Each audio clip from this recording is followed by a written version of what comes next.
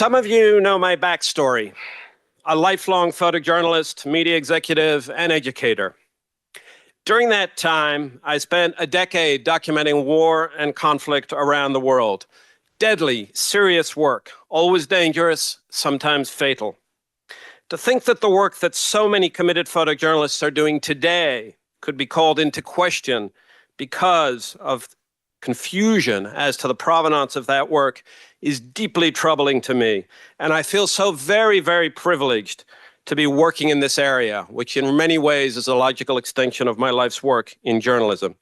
It is for me, as it is for many of you, a mission to make the world safer, more transparent, and more authentic. There are huge ramifications for our work across a wide swath of industries. The creative industry as it relates to attribution, the news media industry as it relates to bolstering the trust that's at the core of all news media, the generative AI industry as it relates to transparency, the corporate world as it relates to corporate reputation and consumer protection, the law enforcement world as it relates to the integrity of digital evidence, the insurance industry as it relates to the integrity of imagery accompanying insurance claims. And I could go on and on. But what's clear is that we live in a time where it's increasingly difficult to understand what it is we're looking at. And we believe, all of us, that provenance is going to be and is becoming foundational for just about everything digital. Ours is a story of community, working together with laser focus on developing and accelerating adoption of the C2PA standard. Hence, the three organizations working together to bring you this event. And we've made some amazing progress. We kicked off in late 2019. The Content Authenticity Initiative and Project Origin were born. 2020, we had our first kickoff summit at Adobe headquarters in San Jose, where it was really recognized that provenance is the solution to many of the issues that we're facing with regards to the digital world. 2021, the C2PA was founded, Adobe, Microsoft, Intel, BBC, TruePic, in the Linux Foundation. And the next year, version 1 of the technical specification was announced. Now there are hundreds of companies working on C2PA, and it has become the gold standard for provenance technology. In December of 2023, we held our second CAI summit at Stanford, which was really a progress report. Some of you were there. Most of the day was spent updating you, a combination of speakers, panel discussions, etc., because at that time, things really hadn't taken off to the degree that they have now. Over the last couple of years, we've seen implementations by multiple companies, and we really are approaching what some people refer to as escape velocity. We're about to take off. And now for this event, the third and largest, and to my mind, most amazing so far summit, this is where we wanted to hear from you. So you will have seen that the agenda is quite different from our event at Stanford. The first half of the day that I'll get into in a minute will be a series of speakers and overviews, but the bulk of the day is going to be breakout sessions, a lot of time. 2 90-minute sessions on a variety of topics led by industry experts, note takers in the room, readouts to come.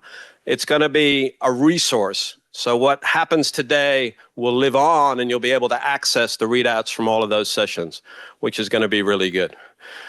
But let's just take a look at some of the companies who are busy implementing C2PA. When I look at this slide and see where we are relative to where we were in 2019 and 2020, I'm really, really impressed. And these are just some of the companies. And that's a pretty impressive list, if you ask me. And many of representatives from those companies are here, so thank you for coming, and thank you for driving this work forward within your companies and organizations. So let's look at the day ahead. In a minute, I'm going to hand over to Andy Parsons, the Senior Director of the CAI, who's going to be in conversation with Scott Belsky. Scott Belsky was one of the original thinkers about provenance. Next, we're going to hear from AFP, Imatag, and Nikon, who have crafted a very elegant and practical solution to use provenance information as they distribute images to thousands of media organizations around the world. And that will be moderated by my colleague, Colleen. Then we're going to have 7 individual 10-minute lightning talks by industry experts, an overview of a whole series of things, creator economy, policy, etc. It's all on the agenda. Those talks are good, they're snappy, and it keeps it moving. Then we're going to break for lunch. After lunch, we're going to go into the breakout sessions. There are 8 dedicated classrooms for the breakout sessions. 4 of them are here, down there in this building, and 4 of them are in the Verizon building where you checked in. Those are going to be really useful. We're going to have, as I mentioned, note takers and readouts, and that's going to be a good resource for everybody. Then we're going to do, after that, a mystery reveal. Some of you might have seen while you were having breakfast, 3 young men doing something mysterious on a stage. We'll figure out what that is. Might have something to do with what I'm seeing as a sort of nascent domino. No, never mind. Then we're going to break out to demo stations. We're going to have 7 or 8 demo stations where vendors are going to be showing off their work. And then we're going to have a happy hour. And then you're going to remember this day for the rest of your life. So that's the plan. I think it's pretty sweet. Let's see how it goes. You will have received, upon registration, a postcard featuring special artwork by the illustrator Boya Sun. This artwork has an invisible watermark in it. On the back of the postcard, there's some instructions as to how to view the content credentials using this invisible watermark. So this is taking provenance and watermarking out of the digital realm and into the physical realm, which is pretty exciting. When you do take a photo of the card, I was asked to remind you to be mindful of shadows and reflections. So there you have it. Also, starting at lunchtime, you can get your authentic headshot taken thanks to our wonderful friends at Pixel Stream and Leica. They have a little studio set up just next to the registration desk as you walk in to the left. And you'll be able to get your headshot taken there. That will also be repeated at the end of the day during the happy hour. So you'll get a headshot with content credentials. Their plan, they told me this morning, is to flood LinkedIn with content credential images so that people can see content credentials in action. We also have a scavenger hunt. Our wonderful friends at Proof Mode are hosting this fun scavenger hunt. There are prizes. And there are some instructions that you will find here and on the Summit website. So that will allow you, by downloading their app, make some pictures, content credentials, and some fun prizes. The breakout sessions, as I mentioned before, that's really the meat of the day. What we heard loud and clear at the Stanford Summit was that people wanted the opportunity to participate, to be heard, to offer their opinions, and that's why we set the day up this way.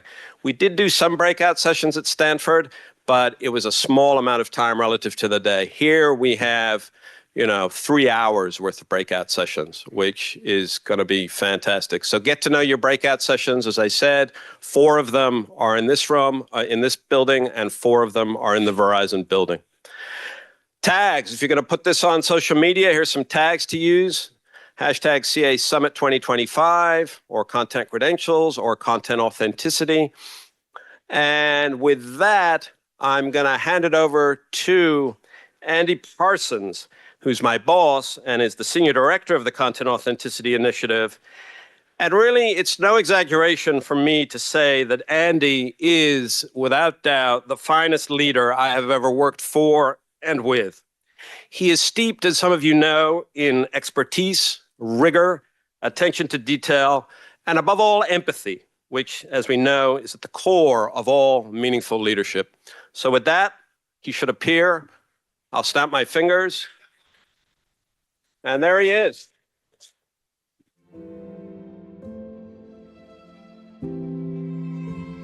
Thanks, everybody. I did not expect that glowing introduction. I think it's all true. Well, I'm sort of overwhelmed. This has been a slightly emotional morning for me.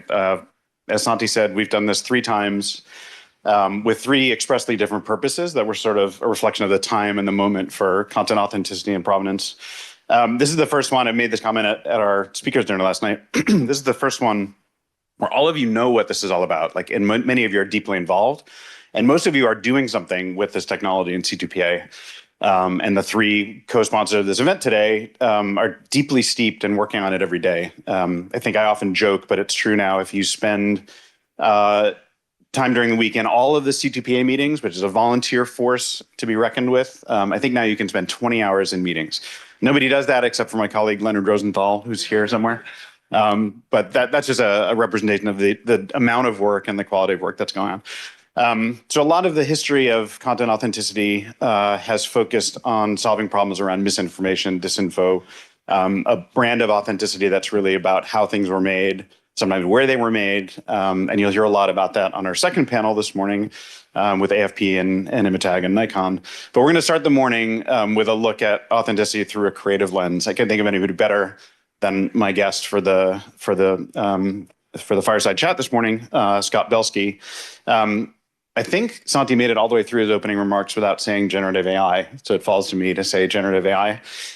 Generative AI is a force for creativity. It's incredible what it enables people to accomplish. It's also a grave concern for creators. Many of you, face this concern every day, and we should all be thinking about it. I think we are.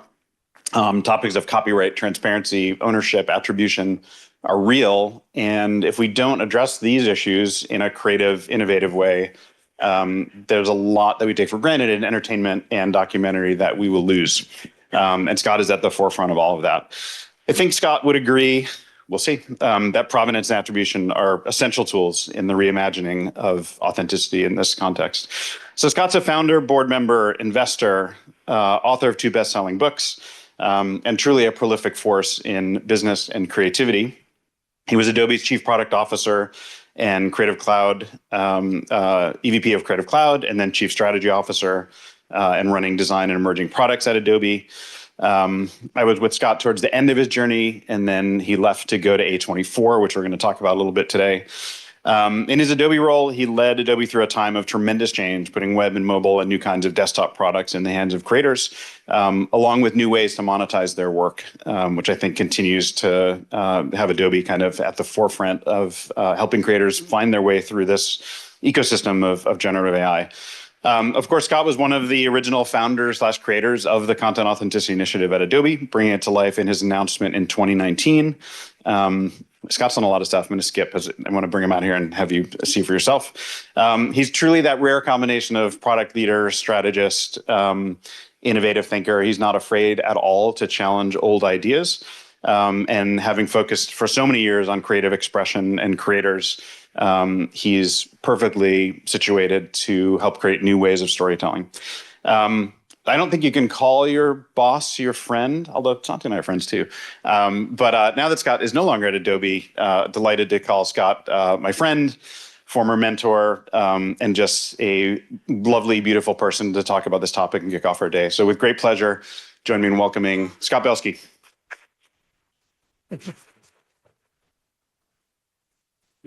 Yeah. Wow. All right. We are friends. I asked Scott earlier if it would be okay to give a little man hug on the way in. Let me just grab that paper before you guys. Hey, everyone. All right. Awkward. It's going to have a solo moment here. So much to talk about. Not a ton of time. I think we have 30 minutes. But Scott, thanks for being here. I think I'd like to talk about what you're doing now a little bit, and I think we'd be remiss if we didn't rewind the clock a little bit and talk about the origin story of CAI. But at this point in your career, you're at A24. I'm sure you can't talk in detail about what you're doing, but what is A24 for you, and what are you doing at A24 Labs to the extent you can share? Yeah, well, I mean, first of all, this whole morning has been a blur. Like, it's just amazing what this kind of idea and effort has, what it's become as a community, and the folks that are involved, it has a life of its own. So it's just amazing to Andy and team. And I think it's, what's interesting about this initiative, and I know we'll talk about, is that it's just the intentions and purposes and usefulness, like, they just keep growing. I feel like a lot of products, their usefulness is narrow. And sometimes you find something where it just becomes more and more and more relevant every day you wake up and you read the news. And I did jump to the world of storytelling, which is something I know I've always loved. But my whole career has been in the intersection of creativity and technology, I feel like the world of storytelling, namely Hollywood, is overdue for an overhaul in many respects. Productions have become more expensive, which causes studios to take less creative risk than ever. And that's why, last year, I think the 15 highest grossing films, I think 13 were sequels, and the other 2 were prequels. So you're getting a sense of the lack of desire to take risk anymore, which I think is a shame. And yet there's no shortage of incredible ideas and scripts. I mean, sometimes I meet startups that are trying to use AI to write scripts. I'm like, why would you need that? I mean, there are so many amazing human stories that have not had the opportunity to get told. But when it comes to how Hollywood operates, whether it's the pre-production and pre-visualization and the surface area of the ideas of how to make something, or the distribution or the marketing. I mean, it's all done in Excel spreadsheets and very convoluted, antiquated systems, which contributes to the cost, right? And detracts from the risk people are willing to take. So I thought it would be really cool to spend the rest of my career leveraging all this new technology as opposed to making it, and just helping great news stories get told. But it's also, there's some commonalities between my work and our work together at Adobe, and some of the things that the world of storytelling is facing. And I know we'll talk about a few of them today. Awesome. So yeah, let's rewind the clock all the way back to 2019. Gen AI wasn't a thing, or at least it wasn't called Gen AI, and it wasn't part of the popular culture that everybody's talking about. I don't think it was terrifying creators every day and every second, nor providing the level of opportunity that creators and filmmakers now have with it.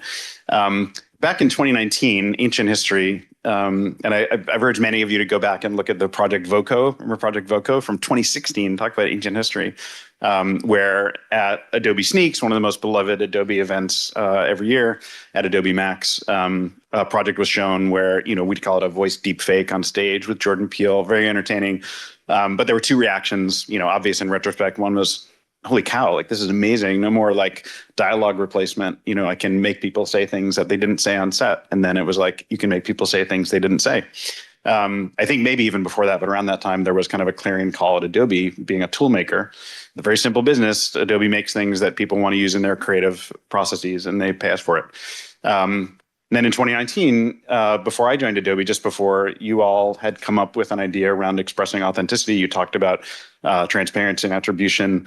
Maybe you can tell us a little bit about the origin story from your perspective in that year.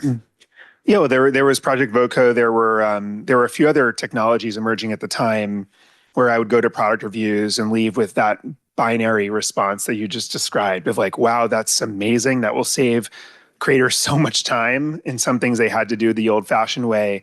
And oh my goodness, like, can we put this in everyone's hands? Another example that really struck me was the After Effects team was sharing an early demo of this capability called Content Aware Fill. And I think this was around the time when, or maybe right before the time where there was a coffee cup left on the set of Game of Thrones. And so like you're watching this medieval experience and there's like a Starbucks cup. And so there was a really great use case for this tech, but I remember realizing that if you could just remove someone like that from a scene, then you could do the same thing with news and with everything else. And I think this is where that there was a moment where we realized that we had a responsibility to do something. And I actually, historically, I feel like Silicon Valley is very good about being creative about what can go right, but does not spend sufficient time and energy on being creative about what can go wrong.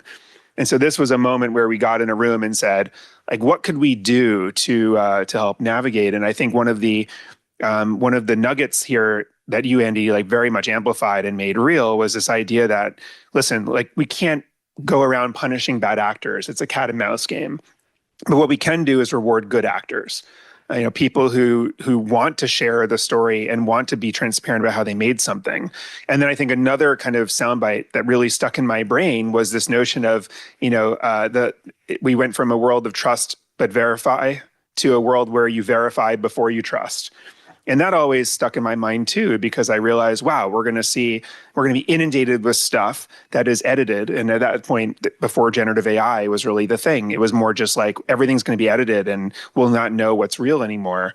And the idea to be able to say, hey, if we don't see any credentials, any signal, we should have doubt at the start, right? And only when we get more information should we start to lean and say, oh, maybe I can actually trust this.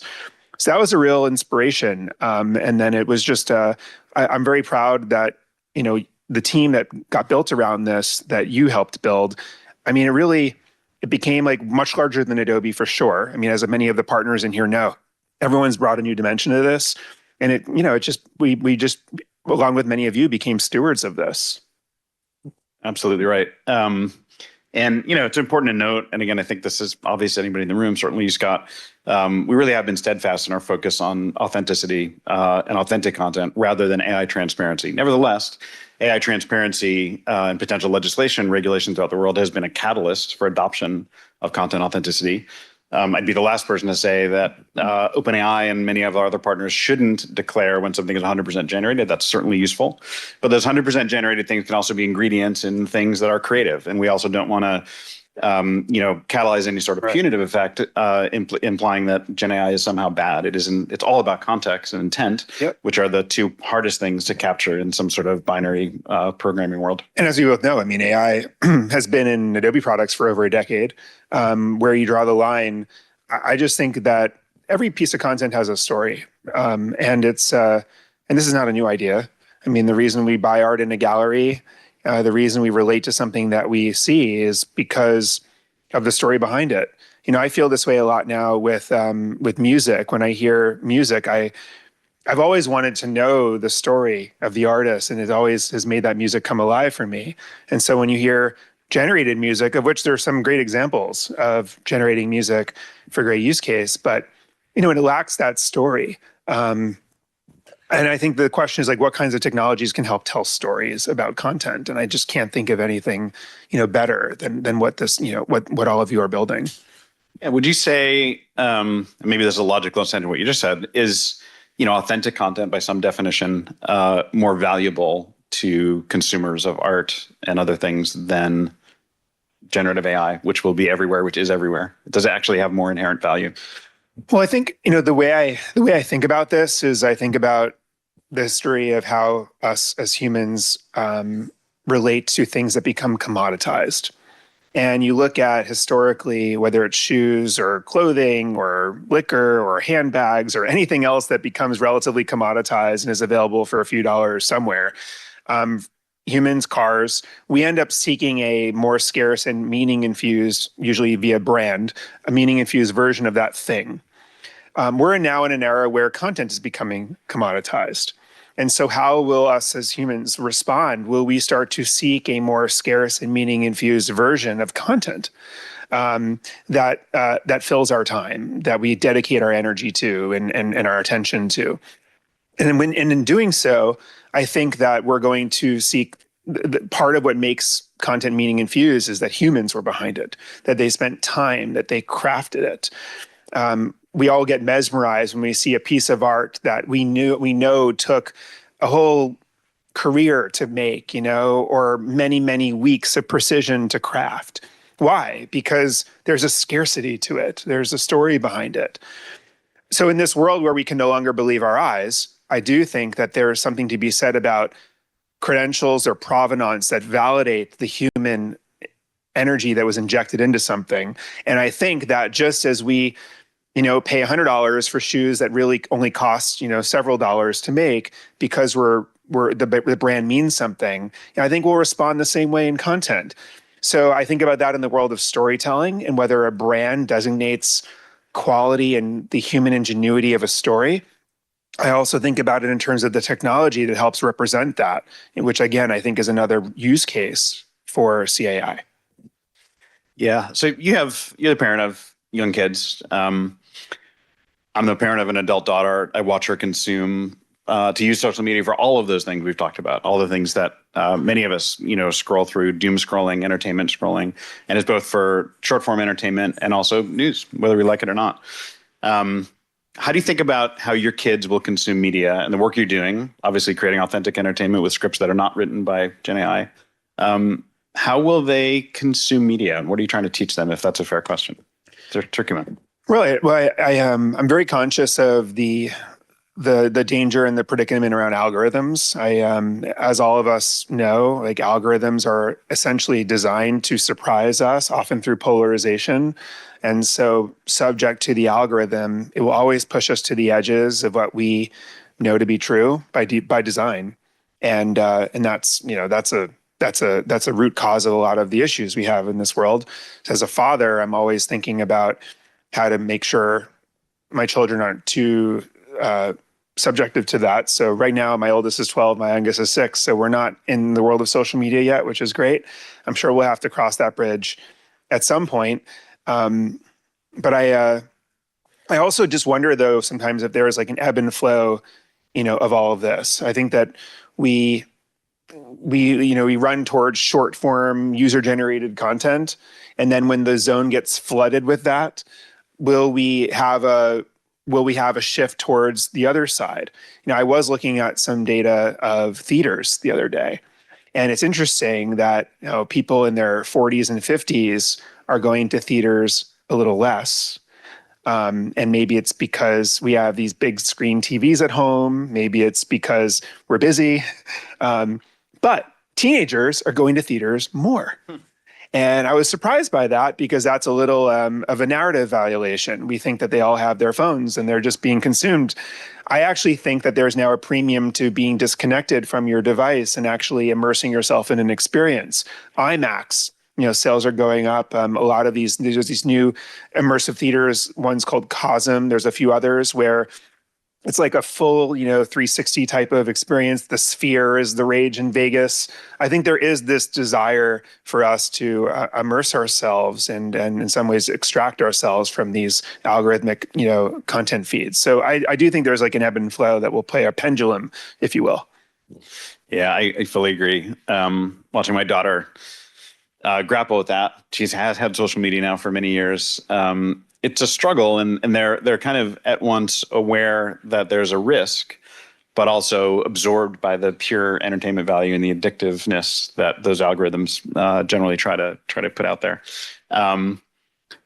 Probably she's biased, but she believes, as you do and I do, that authenticity matters, and that again, as we said in the opening, surfacing authentic content by some reasonable definition of authentic through the noise of AI is critical, because the AI stuff is easy to make. It may be perfectly functional for like a photo illustration, but if you want to know the story behind something or the reason behind it, or frankly, how much time it took to make, those things are valuable. And two quick comments. One is because I'm now immersed in also the world of these technical artists that are pushing a lot of these tools and models to their frontier of what's possible. It's very clear to me there's also a spectrum of how to use these new tools too. I think the narrative generally is, you go and you prompt and then you get something. And when people talk about AI films, it's like, you're going to prompt something and then just get something. There is a other end of the spectrum where it's fine-grained control of dozens, if not hundreds of models working together with extreme controllability, with traditional creative tooling. And I think in those instances, it's just another generation of tool, but I would say it's just as precise and controlled and driven by a creator as the previous generation of tools. So I do think, I just think though that the story of the humans and how they made it will end up more than ever before driving our appreciation for the content itself. And right now we just need more transparency around how it was made and attribution, so we can start to appreciate and ascribe that value. You and I were talking about Google's VO3 in the green room a moment ago. If you haven't seen what it's capable of, this is Google's new astonishing video model. Just the latest in a long line. I think you characterize it as a stack. It's like, just wait till next week, there'll be something else. This thing, for me, crosses a line of like believability.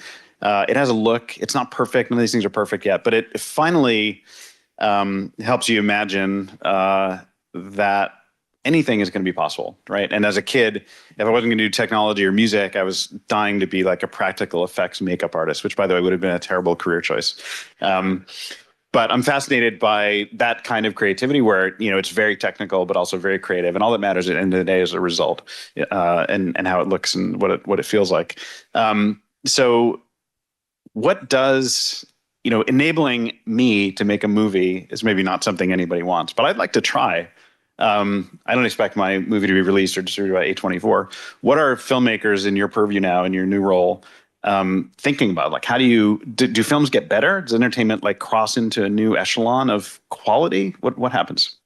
Well, I think as I talk to filmmakers about this question, first of all, it's been very humbling to see like how much of a process it is to both create and distribute and position like a world-class story. A part of it is the production itself, right? Most filmmakers feel like the relationship they have with actors influences the outcome tremendously. So if they were just behind prompting, they would only get, even if it was perfect and somehow they got exactly what they would expect from a world-class actor, which is certainly not what it is yet, they still feel like there is a chemistry that's missing of what the oftentimes, very often, actors will say, but let me try it also this way. And let's do another take with this, and let's do another take with that. And in post, a lot of those takes are better. But there's a desire, especially amongst young filmmakers, to have access, right? And to be able to show rather than tell. The next George Lucas, who is in their dorm room, maybe 19 years old, and tinkering with some fantastical idea in their mind's eye, they're no longer writing a script and peddling it around Hollywood, hoping that someone will take their meeting. They are rolling up their sleeves, buying some VO3 credits or runway or whatever else, and they're just trying to visualize, right? They're trying to make a trailer for a film that doesn't exist. And they're trying to then use that to get some traction and to get some opportunity. So I think there's a tremendous opportunity for this technology to help people get access. The pre-visualization stage of a film is so expensive, time-consuming, and not actually available to most filmmakers. The idea of being to pre-visualize and block out scenes and explore the surface area of possibility and find the best approach is too damn expensive. Now it's more readily accessible to everyone. That should make better films and better stories come to life. So I think people are very excited about it. There's other comment I would make about the availability of something like all these new frontier video models, and anyone can. I also am now seeing all these new rapper startups that are making like joke videos for friends. There's one called like Yapper or something. There's a bunch of them that are emerging where you pick your subject, whether it be Trump or Mr. Beast or whoever, and you literally can make a video for a friend that is like, it looks so real, which is kind of our nightmare when we all started this initiative, right? And I don't know, the contrarian view to this is that it's inoculating all of us to believing what we see by default. Yeah. And instead of it being privileged, to only a few people who can then trick the masses, suddenly everyone knows that this is readily available and hopefully looks for the signature, looks for the credentials, and can determine whether this is real or not. Yeah, that's an interesting take on it. It is a form of inoculation because if anybody can do it, well, if you ever saw The Incredibles, I'm sure you've seen The Incredibles, if everybody's super, then no one is, right? Which again goes back to the idea that if you were to flip on content credentials and C2PA in the world only or primarily to identify what's made by AI or partially made by AI, and we've seen this play out, briefly on some big platforms.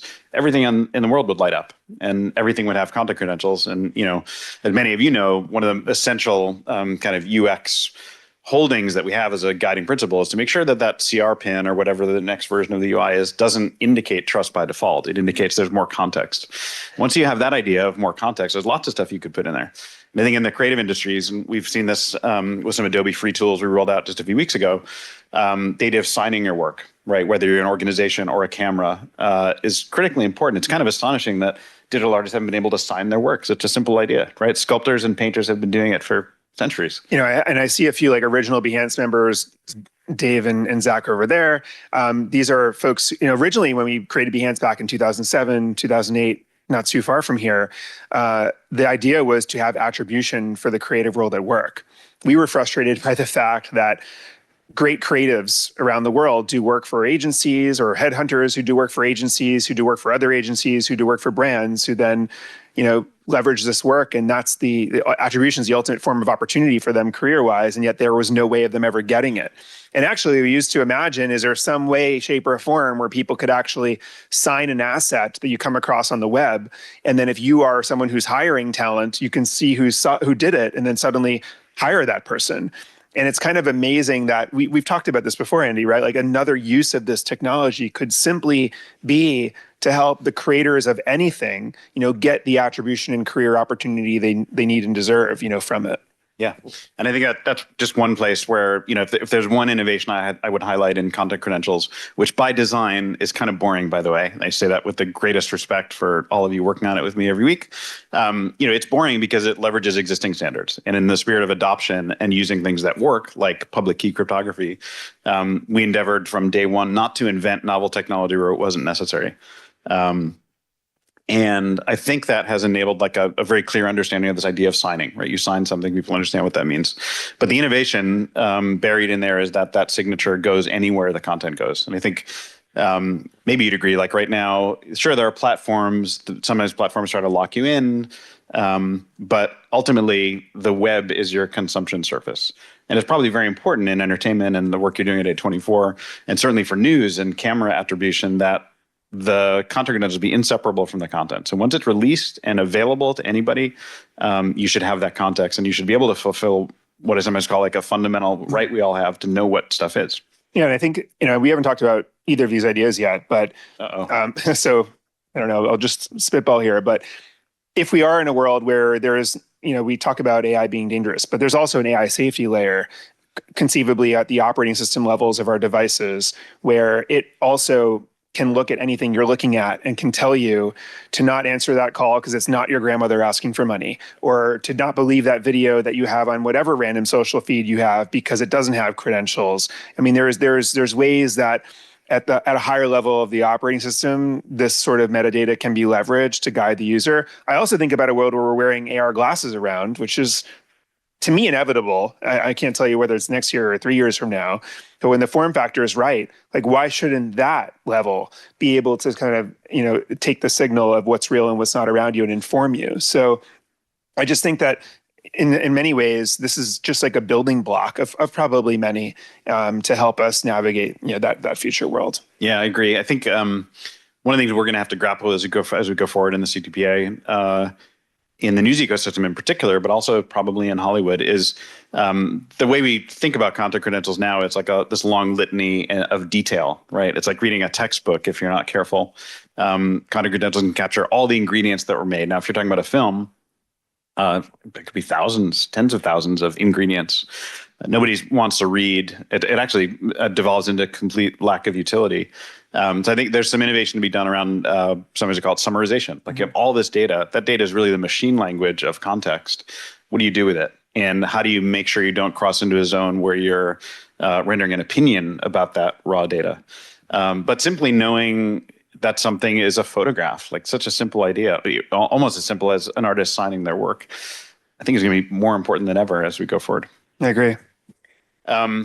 So now the unfair question, but I gave you a warning in the green room. What do you think filmmaking or entertainment will look like in 5 years? And alternatively, tell us what you'd like it to look like. Well, it's interesting. Like the one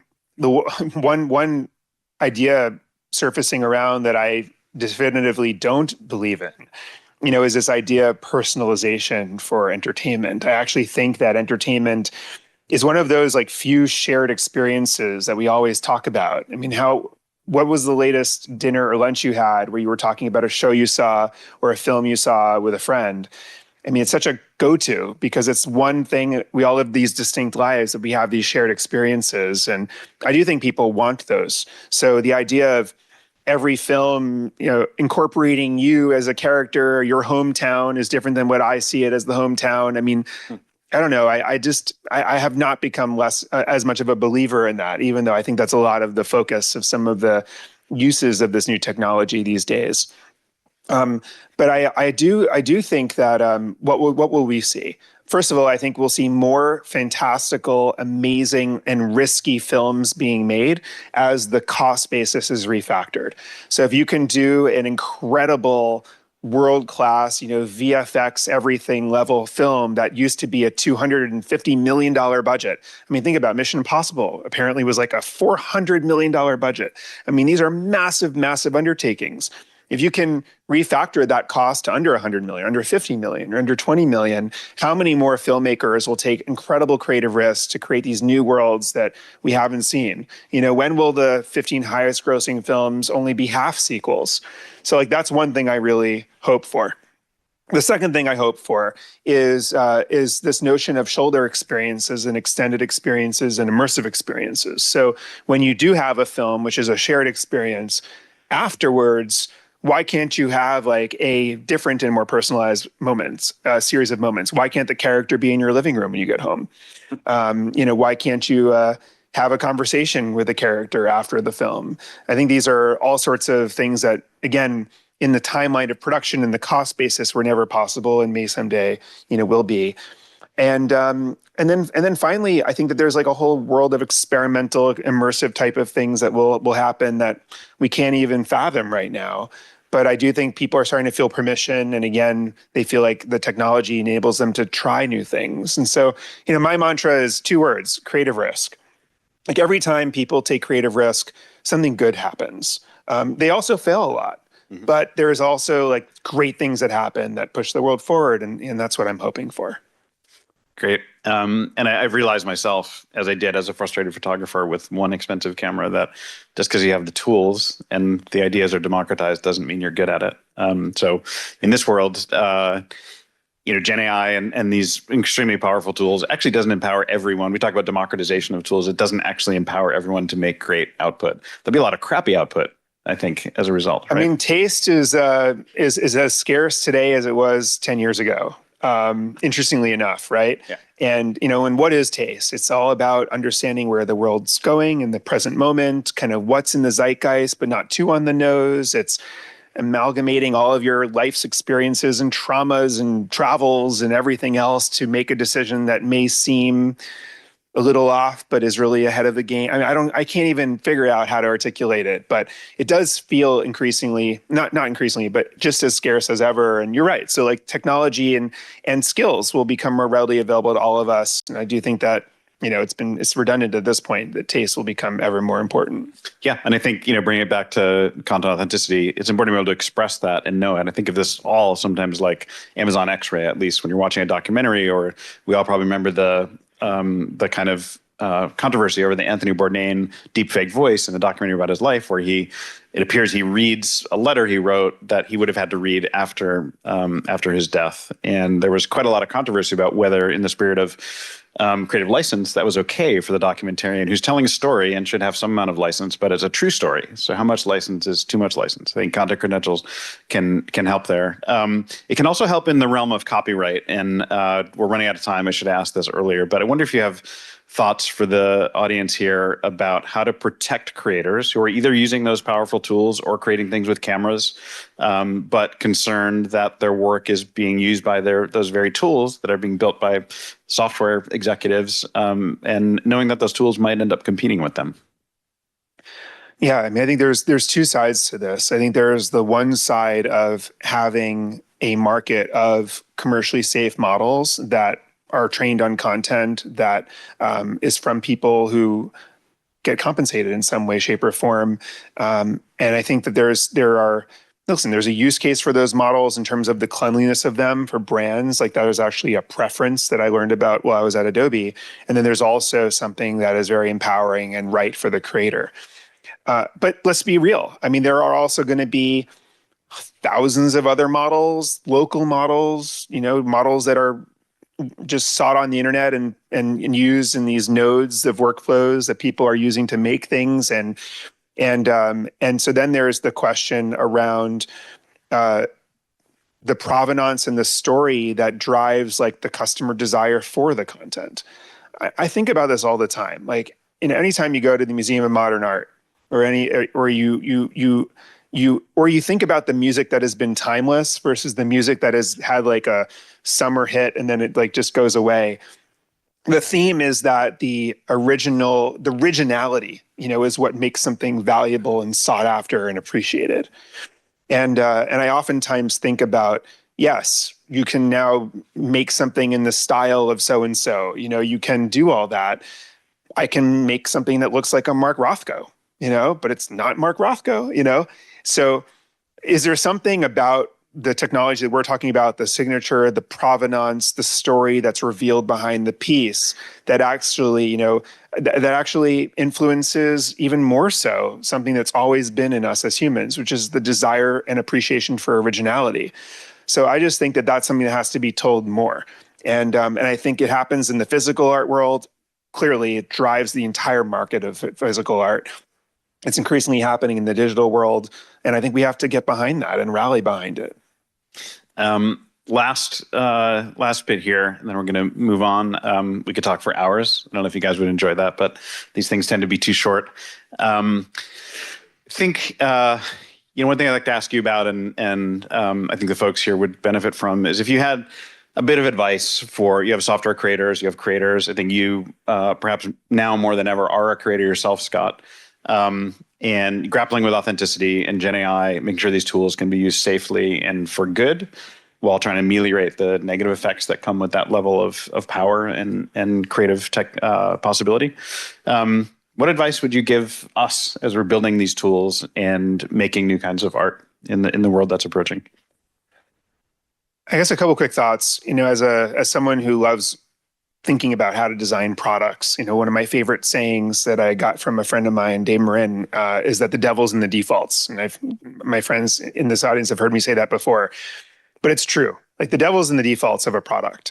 And as you're thinking through how to reveal credentials or how to implement this technology, how to build it into our products, my sense is that a lot of our partners that we've worked with over the years, it's sort of like a last mile consideration. It's like, okay, we got it in. Oh shit! Like how do we put that interface together? And how does that?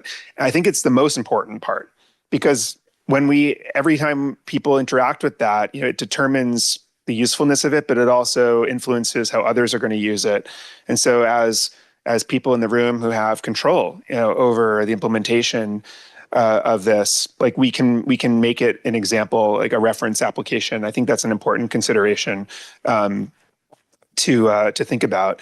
The other thing I was just going to say, which is generally, there's a moment of, I'm calling it knowledge arbitrage right now, where the rest of the world is figuring out, big companies of all kinds, everyone's trying to figure out, how do we use AI? How do we not use AI? Like, how do we navigate these issues? And a lot of the people in this room understand the answers to those questions. And I think we're all like more valuable to companies now and for a period of time disproportionately, because a lot of folks are just trying to figure out, which way is north, right? And so I just think it's a moment where everyone would be surprised, like when you speak up, when you are assertive in the businesses or companies that you are working in or with, people will be probably like extra receptive, because there's just like not a lot of understanding right now. And I tell this to college kids too. I'm like, you're AI native. Like you probably understand how to use ChatGPT way more than the person who you're looking to get a job from. Like that's an opportunity for you. So it's just something that we should be thinking about. Yeah, absolutely. I think bring all these ideas together. I'll just share one other thought, which is not long ago the Adobe Fresco team, and I think others in industry are doing this, use content credentials to express another very simple idea, which is like handmade or not made using AI. And I think that it's such a simple idea to express. It speaks to creativity. It doesn't say AI is bad, but it says that this person chose not to use AI. And I think there's tons of value in that. And I think we have yet to discover all the kind of facets of value of content credentials in this environment. Scott, thank you so much. Amazing thank you, conversation. Andy, and congrats to the team too. And thank you. Yeah.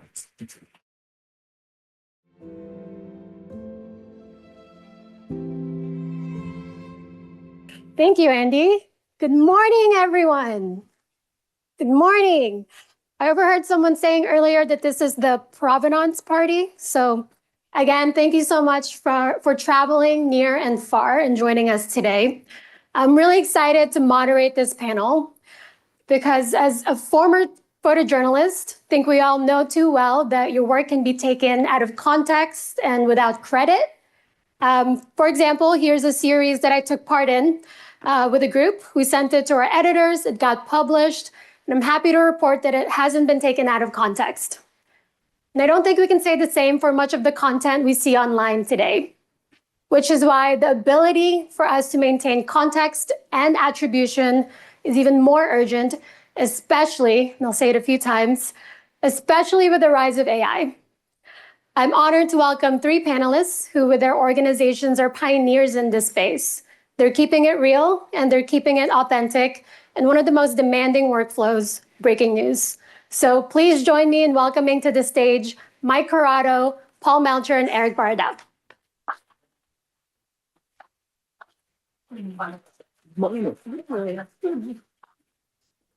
All right, we're really going to get to know our panelists a little bit here. Starting up with Eric Barada. Eric is Deputy Global News Director at AFP. Eric captured his first photographs in the streets of Kenya during violent protests there and offered them to AFP while he was still in high school in 1990. You're a very impressive high schooler, Eric.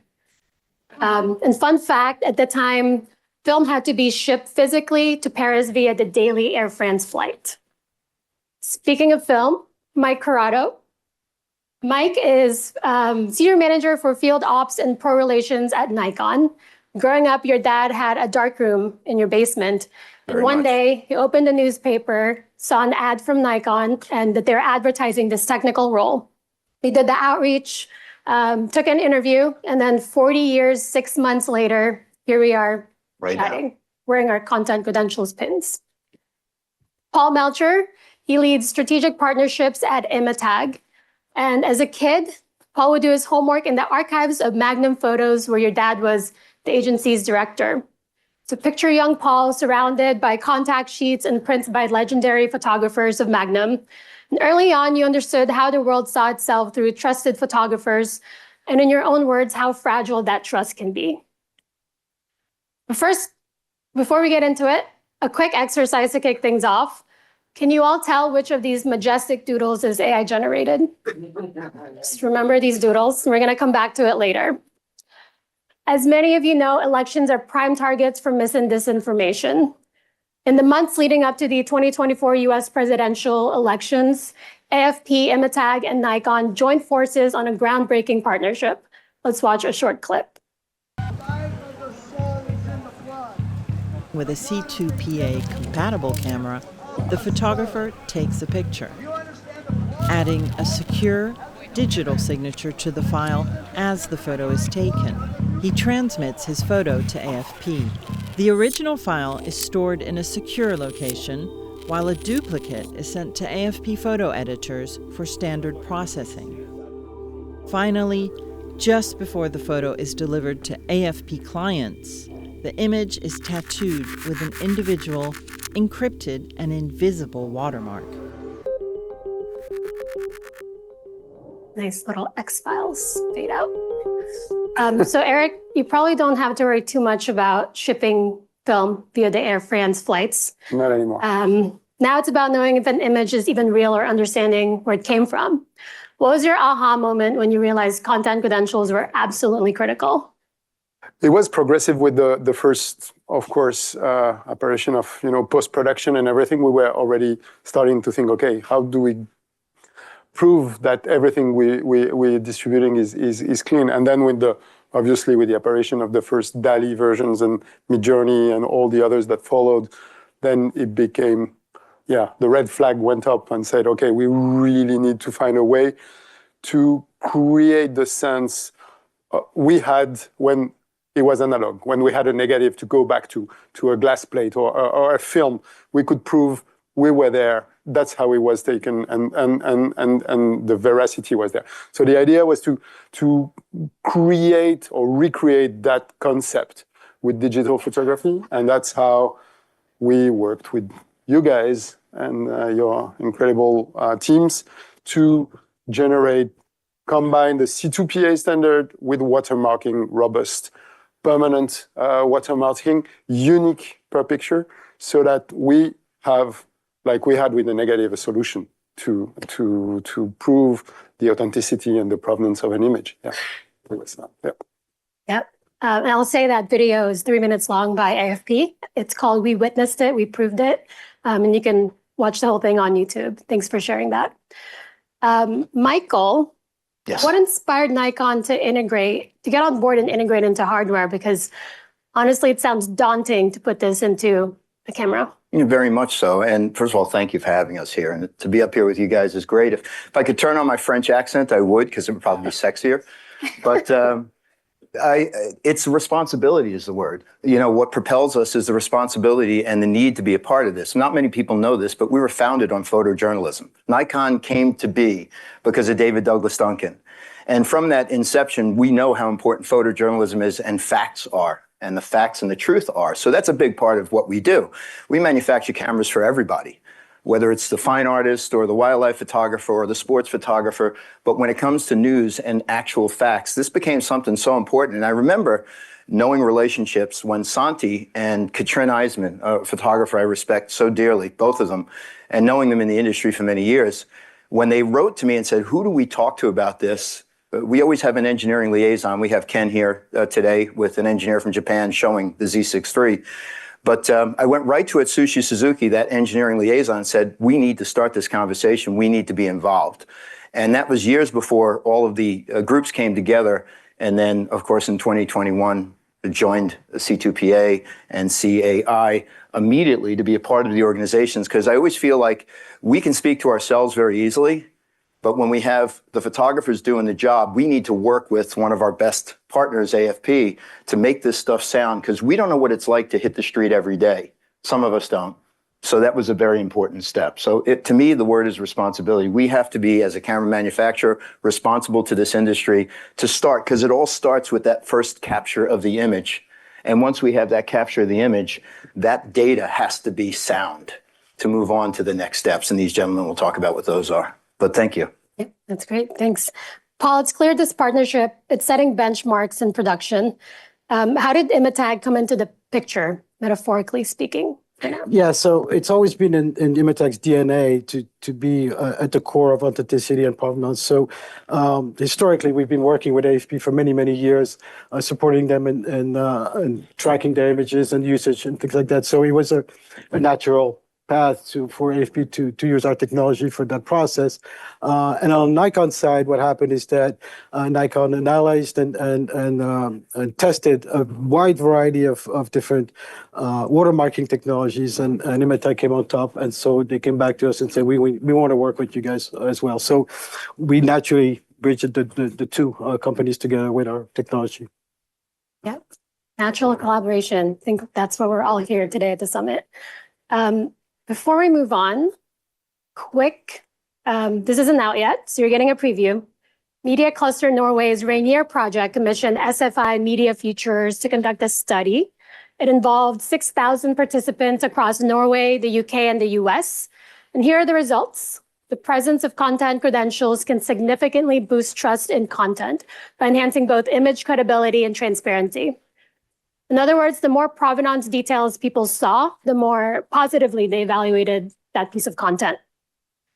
So with that, let's go under the hood a little bit and understand a little bit more on how this collaboration works. Eric, I know you have a demo for us, so I'll let you take it away on a quick how-to. Well, it's a very basic demo, and it's almost self-explanatory. It's looking at pictures of Ivanka Trump on a Vietnamese website, I believe, and just copy the link of the image, dropping that link into our verifier, We Verify, to check the image. And basically, that's the essence of what we want to do, is to provide a way to gain trust in a few seconds to our viewers and our consumers. So that link shows out now the original image as it was distributed by AFP with all its metadata, its caption, the camera, the old EXIF, the geolocation, and everything. The idea would be that this is redactable, of course, in some situations, but we might talk about this later. And that's another layer, and that's again the concept of what we had with that when we had negatives. It's to show the real image straight out from the camera. And we can see in that case that it was actually a big crop, but cropping is fine. It's not generating anything else. It's cropping. So the original image was large as this, became a vertical image that was displayed on this website in Vietnam. And that's the idea, the very basic concept on the system. You find an image, you wonder if it's a clean or generated image by AI, just copy the link into the verifier and gives you all the information when it's all embedded in the watermark, and the C2PA certification is embedded in the watermark. When everything is there, you'll find it instantly, or almost instantly. Very cool. Speaking of cropping and maintaining that chain of authenticity intact, Paul, could you tell us a little bit about how the digital watermark works? Sure. So the way the invisible watermarking works in a nutshell is we manipulate images at a pixel level, but in a way that it's invisible to the naked eye. So one example that you have on the screen right now is the original image, and then the watermark version. And even if you blow up any area of the image, you cannot see any alterations or noise or anything like that. So you can use the watermark image the same way as you use the original as well. But it's also extremely resilient to any type of image manipulation. So if it's been cropped, if it's been turned into black and white, if the JPEG compression has been increased, or even photo capture or anything like that, the watermark is still readable via our detector. So it's extremely strong and resilient, as Nikon has tested themselves as well. And the last piece of the puzzle, we also have web crawlers that continuously monitor the internet for detecting usage of those watermark images. So in the case of AFP, for example, as you can see on our analytics screens there, we have up to recently detected 91 millions of the images online, which AFP uses to track who's using it, how they're using it, and now obviously if there's been any type of manipulation or not on their content. We love a good dashboard. This is cool to see.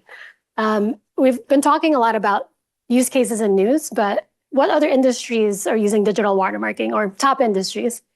A lot of consumers electronic are using a lot for their product images. So we see that expanding exponentially, as well as the pharmaceutical world and insurance companies as well, to track the originals from any types of potential manipulation of the content. Yes. If there are any researchers here, know how hard it can be to find that original document and verify it all throughout the process. But thanks for that. So let's go on a quick side quest.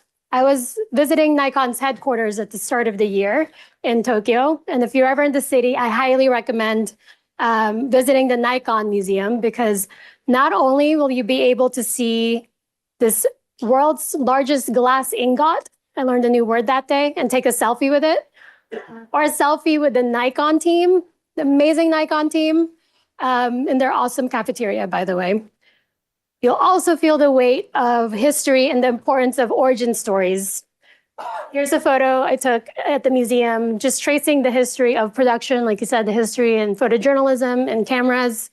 You'll also see this cross-section of a Nikon camera. When I saw it, I thought of that century of innovation and all of the people behind that, like what your organizations are doing today through this collaboration, and why we're all gathering for the summit and working through these breakout sessions, the hard questions. It's all important, and it's all happening now. I don't think we can really wrap up without talking about the future of the ecosystem. Question for you, Michael. Photographers and artists, we're creatures of habit. How do you convince someone who's been shooting the same way for 20 years to care about this? Why should we care? Well, again, I'm so thankful that we're having this conversation. You know, for me and for us, it goes back to law enforcement and courts and court systems. When digital images came in, it was so hard to verify whether or not an image could be used in court, and that took years of trying to come together. There's also, we look at photojournalism as our number one. Again, we were founded on it, but there are other areas of science and within the federal government and other areas that science and just documenting, that's so important to have that original that you can go back to and understand that that was factual and nothing was manipulated that shouldn't have been manipulated along the way. So we'll continue to work with agencies, our best newspapers, the groups that we talk to try to find out and continue to study what it is you need. and then implement that in the camera. And then we have some amazing engineers that will write that into firmware or updates as we move forward in the future. But I hope the future holds that every camera has the ability to do this, and that we're never questioning, well, it's got to be this model. But at some point, federal government is going to say, you cannot use in a federal situation a camera without C2PA. And that's going to change everybody very quickly. Everybody's going to see the writing on the wall at that point. But I'm just glad we're moving in the direction that we're moving in. And we're kind of moving pretty quickly now with this conversation. So thank you, Santi, for that original email a few years back. There he is. And I know, Scott, speaking of the evolution of content authenticity, Scott and Andy mentioned that Scott announced this on stage at Max in 2019. Paul, a question to you on maybe like the amount of time it takes for collaborations to come into fruition. Can you describe a little bit how long that takes within the product lifecycle? How fast is this happening? Feels fast. So a project like that, and Eric can confirm that for me, about a couple of years from inception. Even a bit more, even a bit more. The first ideas we put on the table with Mathieu, who's the CEO of Imatag, was somewhere around, is probably more than 2 years ago, yeah. And then the same with Nikon, putting that extra step on things. We were to give you a range. We were still talking about it at the previous summit 2 years ago in Stanford, California. Yeah. We already had preliminary conversation with them. Yeah, and I can't wait to see what collaborations happen from this summit today. It starts with connecting with people. I know we probably won't get to meet you all, but just a quick announcement, and I'll repeat it again. From 6 to 8 p.m. it's going to be networking, and there's going to be demo stations from various companies and implementers. So AFP, Imatag, Nikon will have a demo station there. We didn't cover all the technical details, but you can ask them questions that we didn't talk about on the panel. Another question for you, Paul. Future state question. What keeps you up at night, and also what gives you hope? What keeps me up at night is the fear to wake up in the morning and see that we cannot make the difference between synthetic content and real images, and that we don't care about it anymore. That's my biggest fear.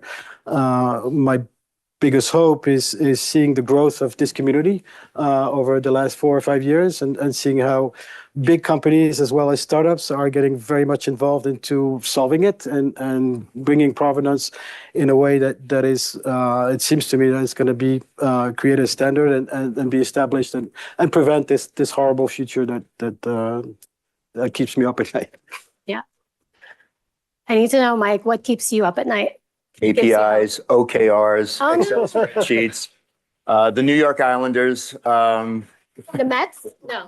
The Knicks? No, listen, I've been doing this 40 years, and it's just, things will happen, things will progress, and sadly, I probably won't be here, when so many cool things come in the future, but I'll certainly be connected to the industry, and, you're a lifer at Nikon when you're there 40 years, so hopefully, be a part of test beds later on and continue to shoot, but honestly, there's not much that keeps me up at night. It's just seeing the progress makes me happy to wake up every morning.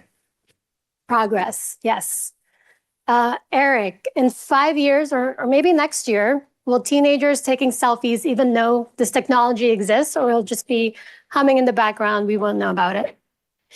I don't know. I think we all have to realize that this technology is amazing. It's probably the future of a lot of our industries, but it's not going to be a silver bullet neither. And there's going to be a lot of education, media literacy, teaching, spreading the good word, spreading the good sign for the young guys, but for everyone, and also our regulators, our institutions. We have a huge responsibility with such projects in spreading them out fast, because it needs to be fast and it needs to be everywhere. Did you point to me when you said young guys? Yes. I appreciate that. I'm 150 years old. Don't look it. Not at all. Sorry. Media literacy, I'm looking at the policymakers and the educators in the room. Thank you all for joining. I'm going to borrow from what Santi puts in his deck. There's this acronym. I know you all love acronyms, CAI, IPTC, C2PA. So I'll add another one. That acronym is PEP, P-E-P. And Santi describes it as needing, like Eric said, provenance, education, and policy all working together. So again, thank you all for collaborating. Okay, this was a lightning panel, but before we go, I think you all remember those majestic doodles on the beach. Raise your hand if you think the AI-generated one is one with a long shadow. Less than half, okay. If it's the cute one, the gray and the white one. I mean, they're both cute, but I do have one just like that, not to be biased. I'm sorry to be annoying, but plot twist, they're both AI generated. So content credentials matter, they matter. Again, demo stations at the end of the day, 6 to 8 p.m. Please come up to Eric, Paul, Mike, and the Nikon team who's here, pepper them with questions. You're all literally building the infrastructure so we can stop saying, is this even real? And we're all content creators now. If you're creating a video, sending it off to your group family message, we're all part of the ecosystem, whether you like it or not. But we all deserve to know where content comes from. And the future of trust online is up to all of us demanding better. So Eric, Michael, Paul, thank you so much for doing the hard work. Let's give them another round of applause.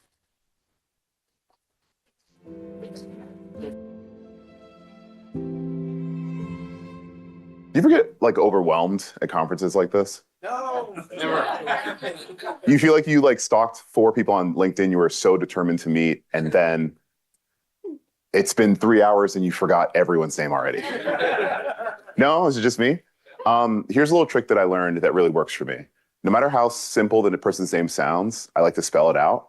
And then I like to ask them, what does your name mean?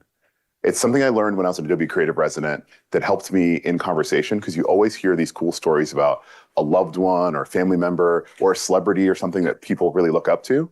And so just to kind of bring us back from our little break, you want to turn to your neighbor and ask them what their name is and what it means.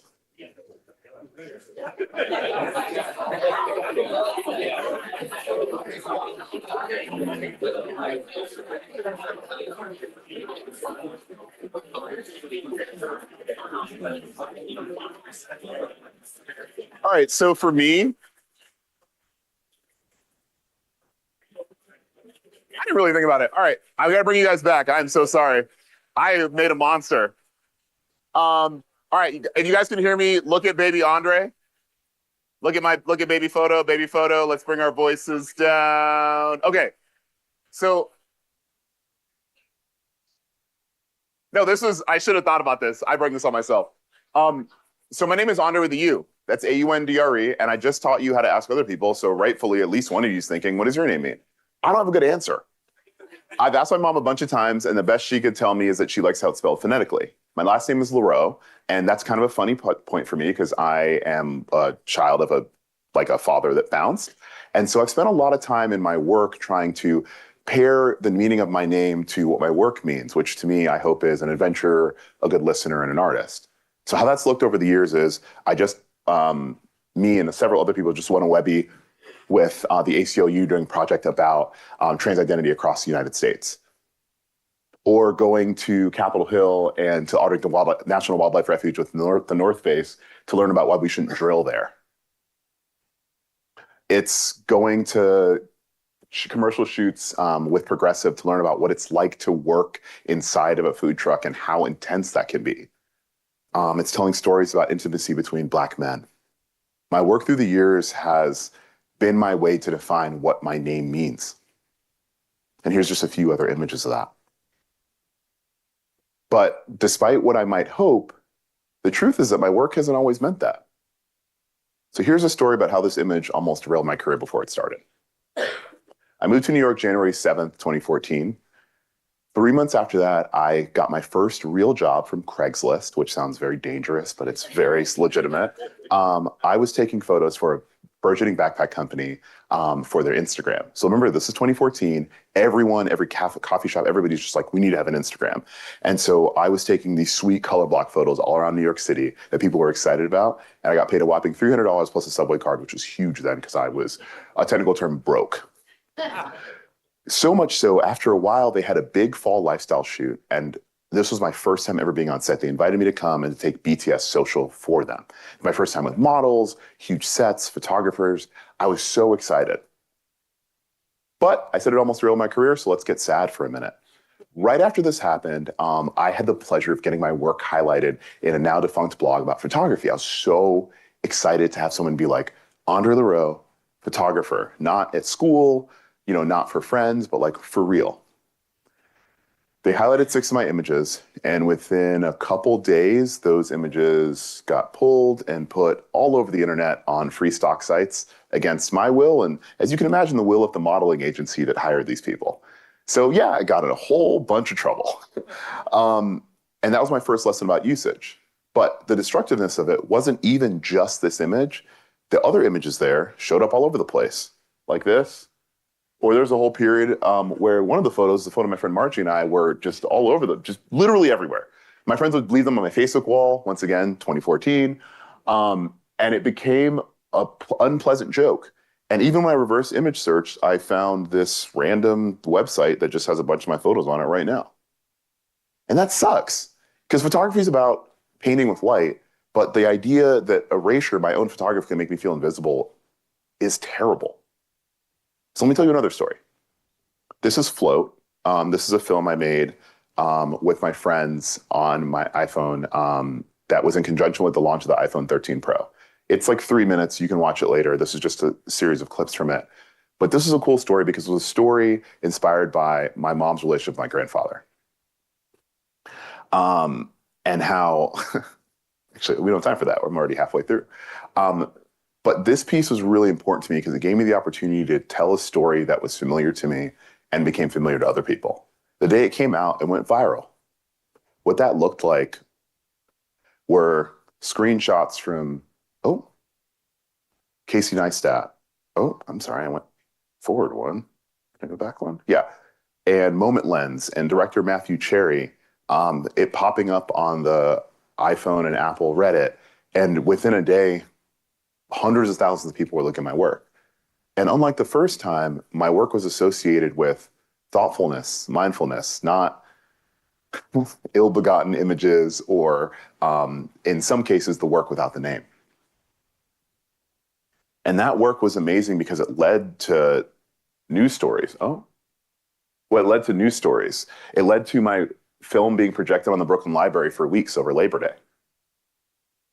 And then it led to something really nice called money. And Tim Cook tweeted about my work. Sorry, forgot that. Then one of the art directors at Citizens Bank reached out and said, I loved your film. Do you want to take photos? I could never really figure out that train of thought for him, but got to shoot this big shoot for them.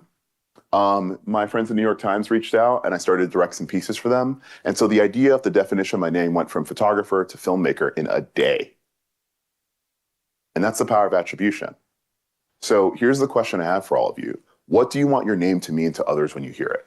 If you think about it, for the people you're close to, you don't actually say their name that often.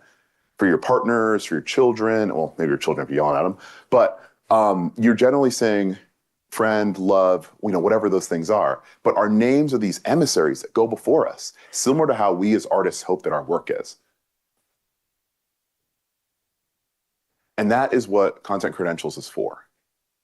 It's this fascinating tool because I can go on something as interesting as LinkedIn and share my work and know no matter how many times it's reshared, people will still take time and be able to see it quickly, even if they're just looking at the image.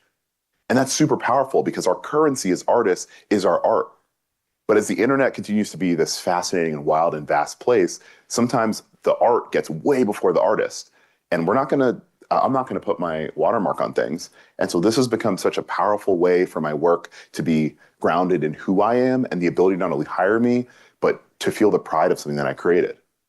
Because of Content Credentials, the work that I made yesterday can be paired with photos I took in high school, photos I took in college, work I've done about people that immigrate to the United States and what that's like. With high school students, I'd be the first people in their families to go to college. With work I've done with Apple, all of it is valuable. And it all pairs back to another photo of baby Aundre. Yeah, I just figured I wasn't sure this talk would be good, so I just figured I would, pepper this in. But in this last 90 seconds, I want each of you to really think about this idea that as we meet each other today, we're going to see two names. We're going to see our names. Oh, I don't have my name tag on. We're going to see our names, and we're going to see the name of an organization. And with one of those two things, we're going to understand the concept of transitive trust. Because generally, organizations have worked hard, the Adobes of the world, for us to understand and believe that they have our best interests at heart. But for individual artists and creators, it's not as simple of a concept. Because whether you're making one thing to be a one-hit wonder or you're hoping to have a large career, if people cannot find your work and properly attribute it to you, you are screwed. So for many of you, whether you're artists or the vast number of you technologists, that responsibility is something that we take very seriously and appreciate deeply as artists. So I just really want to take a minute and say thank you for all the people that have made this happen. As you go forward and you look and consume art, take a minute and see who made it. Watch the caption, watch the long credits, at the end of films, because all those people are part of it. I don't really have much else to say. I just want to take a minute, me and baby Aundre, to say thank you for taking your time today to take this seriously, because it means the world to myself and all the artists around the world. Thank you.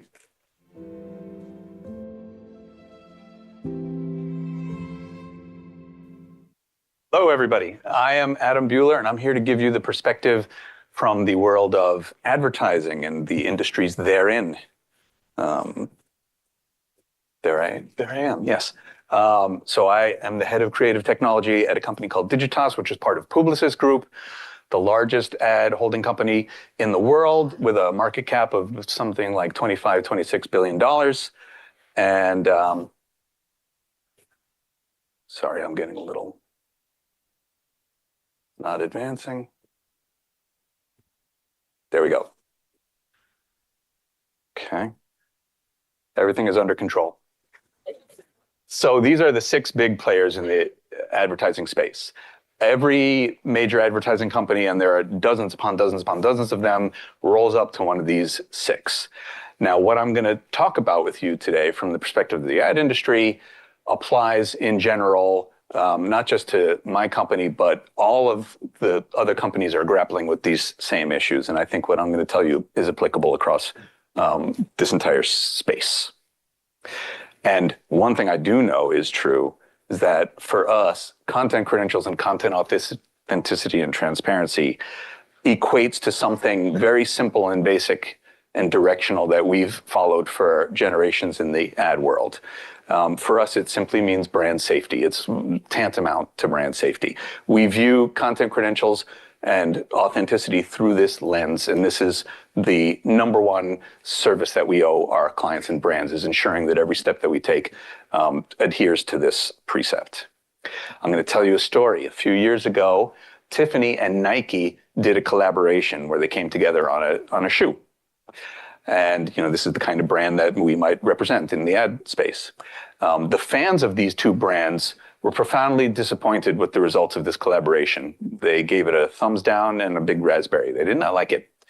So, as you would probably expect, they took to their generative AI machines and revved them up, and smoke came out of them, and the internet was shortly flooded with inauthentic imaginings of the collaboration between Nike and Tiffany. And there were so many of these that they, and this is important, drowned out the actual voice from the brand itself in the marketplace.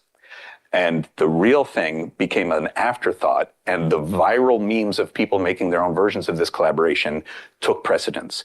From my perspective, this is catastrophic, right, for our brands in the ad space.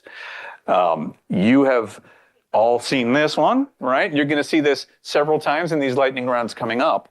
But what I want you to consider here with the swagged out Pope and Balenciaga is think of the millions upon millions of dollars involved in celebrity endorsements and celebrity deals with brands where they're representing the products and they're going out there and putting their name and attaching it to them. And the implications for us in the ad industry are not hard to see from that perspective. Now, this was really brought home for me, and I really got excited about the idea of content credentials And I should also mention that Publicis Group is so concerned about content credentials and transparency and authenticity that we joined the steering committee of the C2PA in 2023.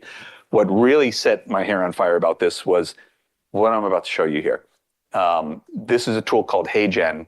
And what happened was something that was largely theoretical only a few years ago, and in fact was theoretical in a Microsoft white paper, is now commonplace and at everybody's fingertips. I spoke into a camera in English for a half a minute, and it translated what I said. It cloned my voice, and it dynamically lip-synced everything that I was saying, all at the touch of a single button. 안녕하세요 친구들. 내 이름은 에이담 부엘렐입니다. 나는 창의적인 기술을 이끕니다. 그리고 So, 오늘은 제너레이티브 인공지능 I don't know how to speak Korean. My mother-in-law, who is Korean, who lives with me, is still trying to figure out how I learned how to speak Korean overnight. But this kind of technology in the hands of the general public gives us sort of a direct competition for the messaging and the brand voice that we want to put out in the marketplace, and keeps me awake at night. And I'm hitting the button and something's going to happen. Okay. There's another wrinkle to this, which is legislative compliance. So, for example, the EU AI Act has a number of provisions that say that we have to largely disclose to consumers when we are using generative AI, for example, to represent product packaging or other messaging to consumers.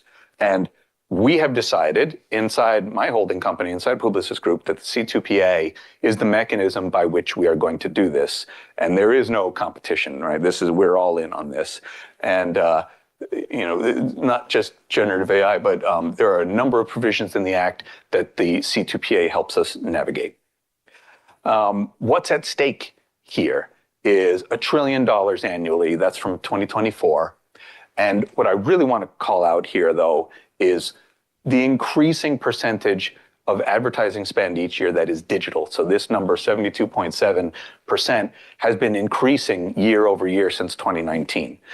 And this, to us, represents the real playing field where authenticity and transparency and provenance are more important than ever. So all of this digital is fair game for content credentials.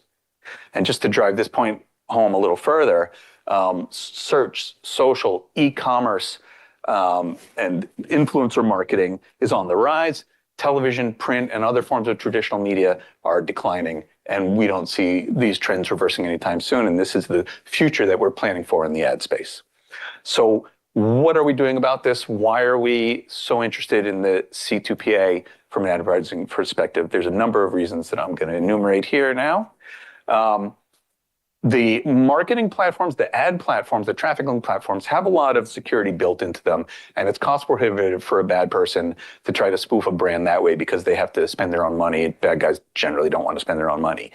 But so that's less valuable for us, but the thing that is ultra valuable are the one-offs, for example, in social spaces and in unregulated spaces like Discord and elsewhere, which are increasingly playing host to marketing efforts. My company has made 3 acquisitions this year alone in what's called the influencer space. Influencing is the new frontier in marketing, and this is where all the energy is going, and everything is transforming into this idea that the brand is not advertising to you directly, but instead somebody who you're already comfortable with, that you've been receiving content from on any of the social media platforms, is now the middle person who's doing the selling. And that is a much less coherent and structured realm. It's kind of a wild west right now. And this is where content credentials and proof of authenticity of who is speaking to you is so vital. Again, I mentioned that we have to disclose to consumers when we're using generative AI, not all the time, but definitely when we're in danger of misrepresenting truth in advertising, which is something that we're highly conscious of. So whenever you see, the creator flagged it as generative AI, it's very often that that's been read from a C2PA metadata credential. And we have built infrastructure inside my company across the world to allow all of our agencies and brands to attach content credentials as the very last stage of media production before anything gets trafficked out into the wild. Another one that I think is really important that I've been personally promoting is this idea that there are these enormous marketplaces on Walmart, Amazon, and others where you are sort of taking a leap of faith when you purchase a product typically from somewhere overseas. And content credentials could be a mechanism for example, saying that there's a through line. This vendor is the same vendor I bought this thing from last time and the time before that. And the trust is the currency of these marketplaces. And I think that the content credentials and C2P are vital here. And I expect it to proliferate. And another thing is that brands generally care a lot about where their ads appear and what is contiguous with those ads, what's adjacent to them, around them in the different platforms. And C2PA is another way of flattening the trust issues around that. And hitting this button, here we go. We work with the 4As in the ANA who have a tagging standard called Ad ID, and they're very interested in understanding how the C2PA can enhance their existing system for tracking and categorizing and tagging media as it flows through the ecosystem. And then finally, I want to leave you with something that surprised me. This is coming from our clients. They see the C2PA and the content credentials as a way to establish trust with consumers from a different angle that I hadn't considered. They're running a campaign where they wanted to prove that dentists really are dentists in their ads and not actors. And they are using content credentials to say, look, we're badging this, that this is real. Other campaigns like Dove Real Beauty from Unilever, where they're trying to show that their fashion models haven't had their faces retouched with Photoshop or generative AI, are also using content credentials to proclaim, we're being honest with you. And that's an interesting permutation of content credentials that I hadn't expected. And that's what it looks like in the wild. And with that, I'm going to turn over to Bruce. Thank you, everybody.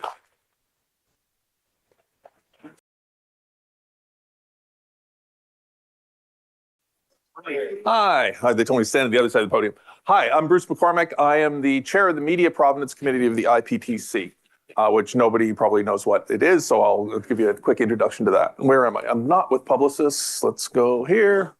All right.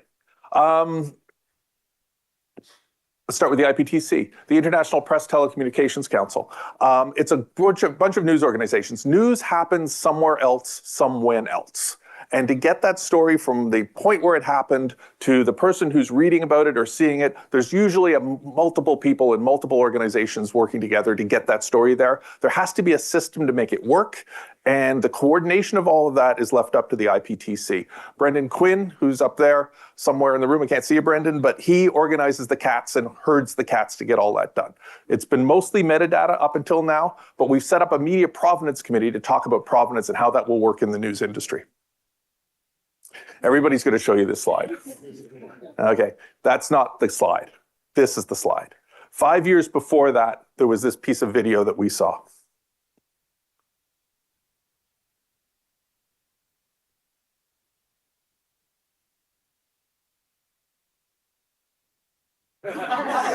Okay, that's not real.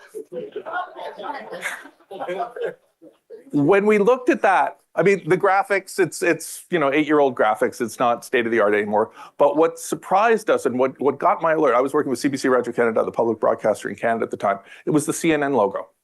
And we said, what if the thing that gets faked is not the news, but the news organization?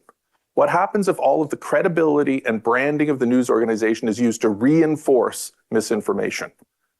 What would happen? And at the time, our defenses were, as a news organization, we had majestic music, we had fonts that we used that were in our color schemes, and we had a desk that our newsreader sat behind. And that isn't enough to assert identity anymore. I mean, it might have worked in the 1960s, but it doesn't work now. So we started saying, what are we going to do about this? And a couple of us got together. So the New York Times, the BBC, CBC Radio Canada, in cooperation with Microsoft, kicked off something called Project Origin, which is in about 2018 or so. We said, we should start thinking about what does this mean in a world. Generative AI wasn't even a name of things, but we were looking at where AI was going and said, we got to start working on this. We ran into Andy and the teams at Adobe and what they were doing with CAI and said, we should get together And that was the roots of the C2PA in 2019 or so. But the IP and Project Origin moved over to the IPTC because 4 news organizations wasn't enough. We wanted to bring the larger community in. The IPTC was already there. They joined Project Origin. And we said, we're going to think about how C2PA is used in news. We don't have to invent the standard. We're not going to be the technology companies, as I keep telling my colleagues on C2PA. We don't make or sell anything. You guys are going to sell us product. We're going to use the product. How do we use it? How do we use it in such a way that is interoperable between news organizations? Because that's the real key, because news is going to be flowing between organizations. So we set that team up, and we're laser focused on news. Building the ecosystem for C2PA has been quite a journey. I mean, you have to build a coalition, and you're all in here because you're part of the coalition now, but we had to find each other in the planet and get together and have some conversations. We had to talk about requirements. We had to build a specification, which we did with C2PA version 1.0 in 2000, I'm going to say into 21, Andy? Yeah, that's about right. Then those specifications had to get turned into products. So you've got the voyage from 2018 to now, just to get to the point where there's products out there that you can buy, try, some of them are in prototypes. That's the tech stack that had to get to here. But from a news organization's point of view, that's the part of the iceberg that's below the water. You have to get there before you can start talking about workflows and processes and making content and talking about audiences. So we're at that point now. If you're a news organization, now's the time to engage. We're in the business of trust. We send trust signals out. Audiences return trust back to us. That trust is based on a couple of things. You're going to hear an awful lot of talk about identity today. We started off with a talk about what does your name mean. You're going to hear identity over and over and over through the conversations. Identity has a couple of parts. The how was it made? Who was the tool provider? How was the software done? How do I make sure that it was properly built? But who was behind the camera? Who's making these decisions in the edit suite? Who's telling the story? The who, organizationally and individually, is really an important part of trust. And that's the part the IPTC is working on, where we've built an origin verified news publishers list, taking the technical certificates that organizations have and linking to them. The person that has the certificate really is the organization you think they are and not someone claiming to be that organization. So that's an important part of the linkage leverage of trust. If you think about the stack that you have to build up, file security is where C2PA is. This is an intact file and it's properly described with a well-formed manifest. But is the person that's signing it who they say they are? And then more than that, do you trust the person on top of that? If it's signed by the North Korean Department of Propaganda, it really is from the North Korean Department of Propaganda. It has not been altered since it left North Korea.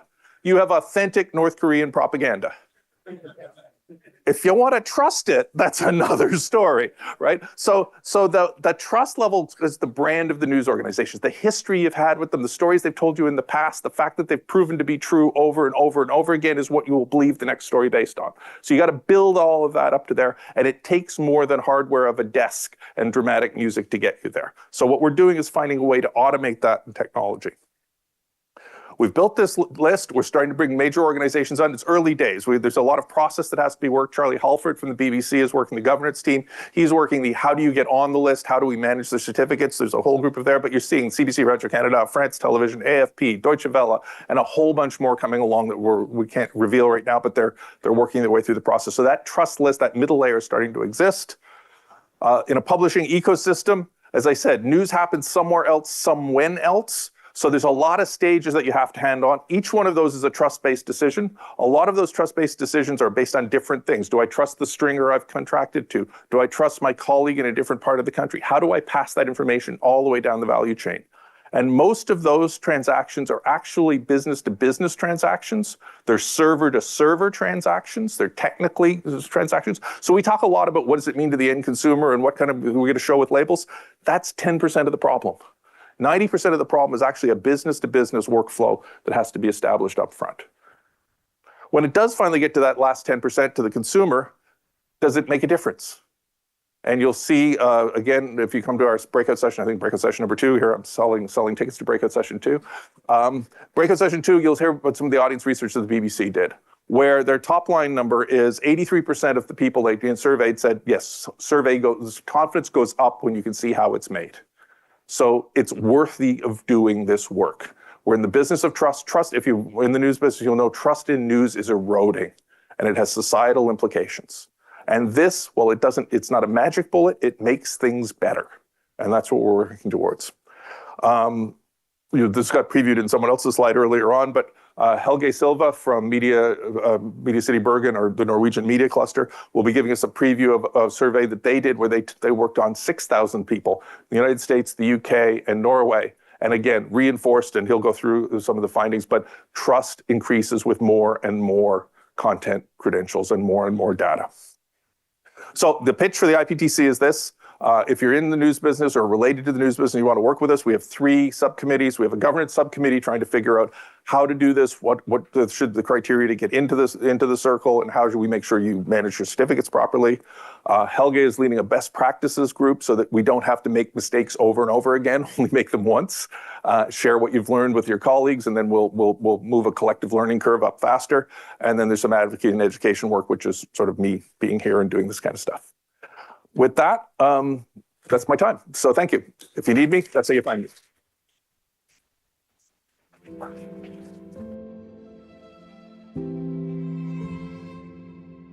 What a great crowd. What a bunch of great speakers. Hello, everybody. Hi, I am Will Kreth, founder and CEO of Hand Human Digital.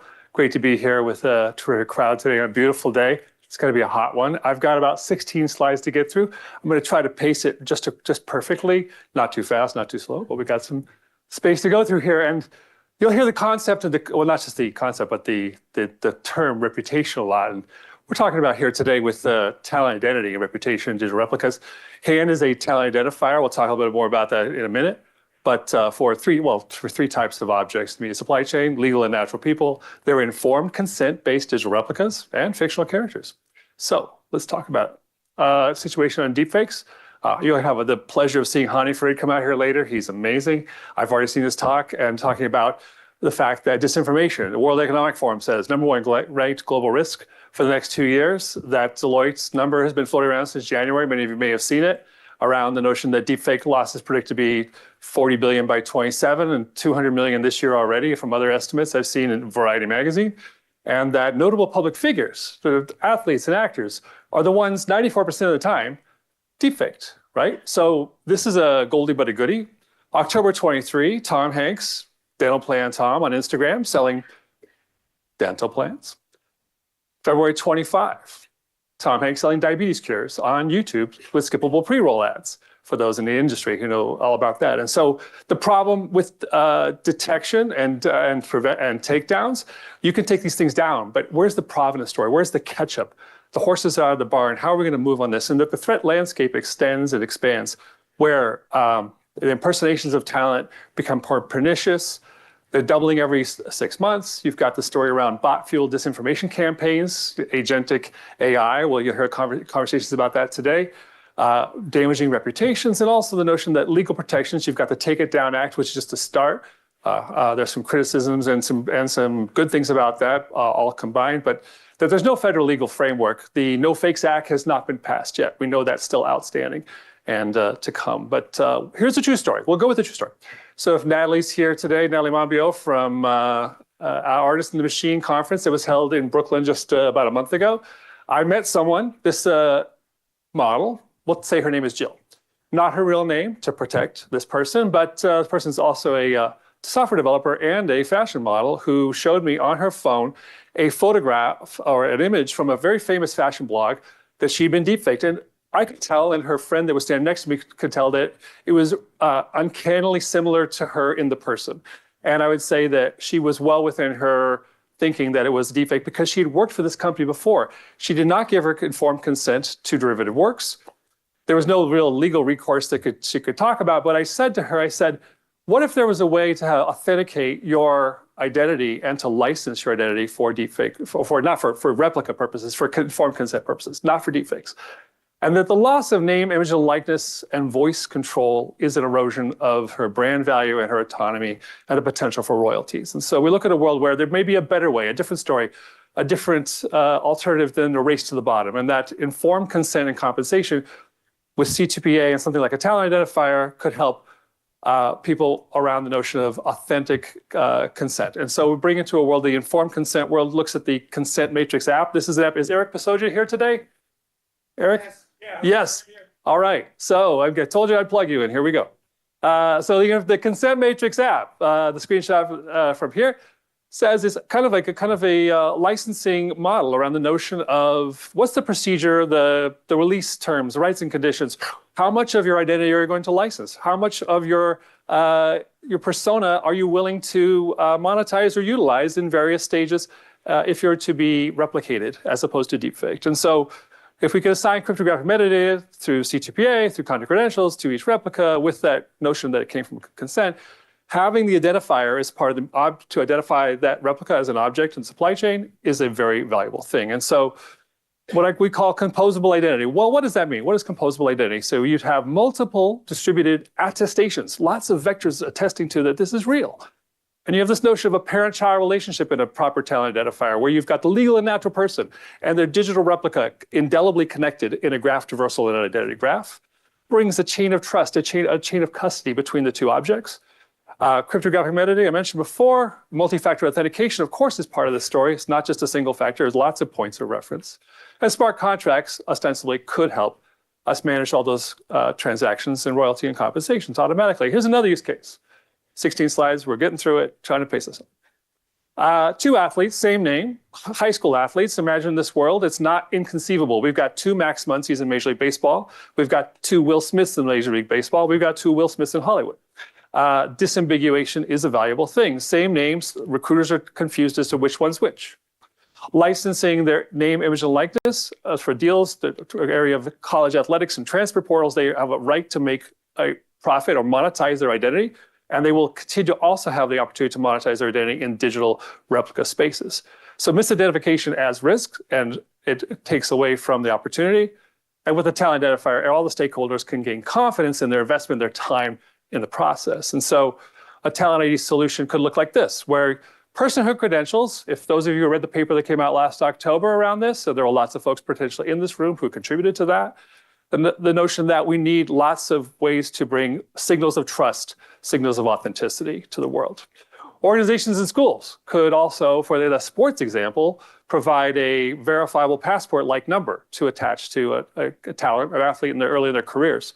And that composable identity model, again, brings together all those things, those assets of reputational identity to protect the travel and the journey and the career of these individuals. And with sports talent, we know that athletes and individuals in different performing arts and public figures don't want to have fake fans or agentic bot armies liking them. They want to have authentic relationships, trusted relationships with real people. And so to protect athletes and their likeness deals is a key thing.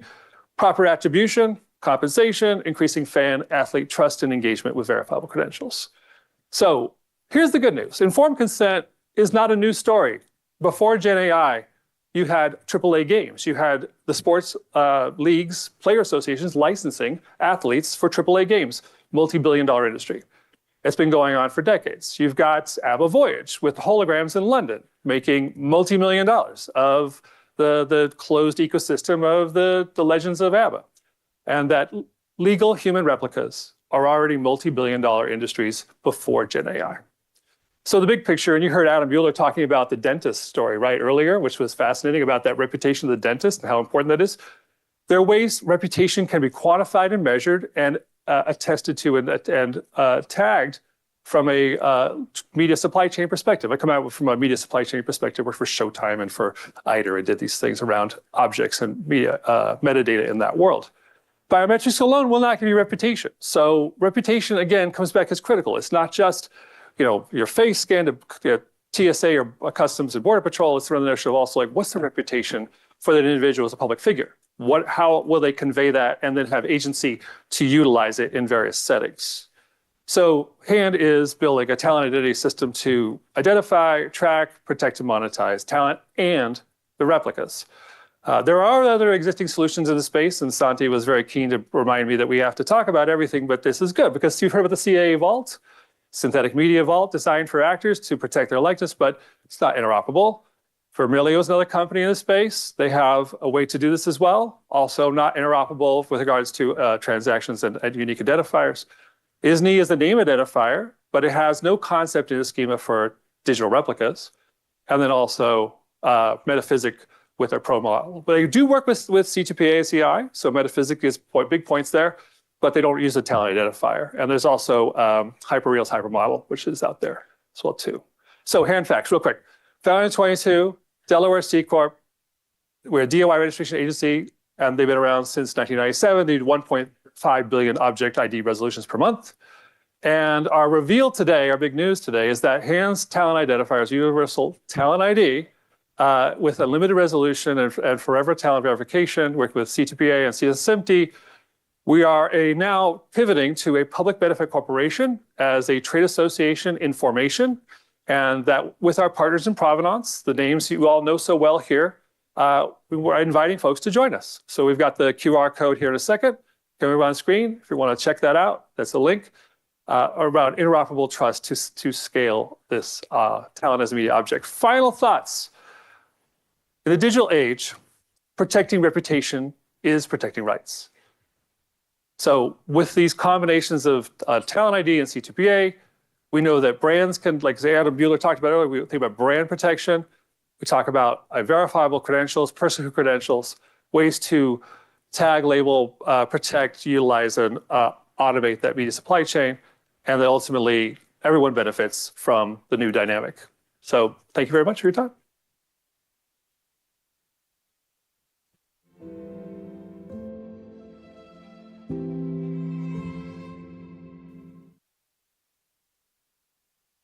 Thank you, Gretchen.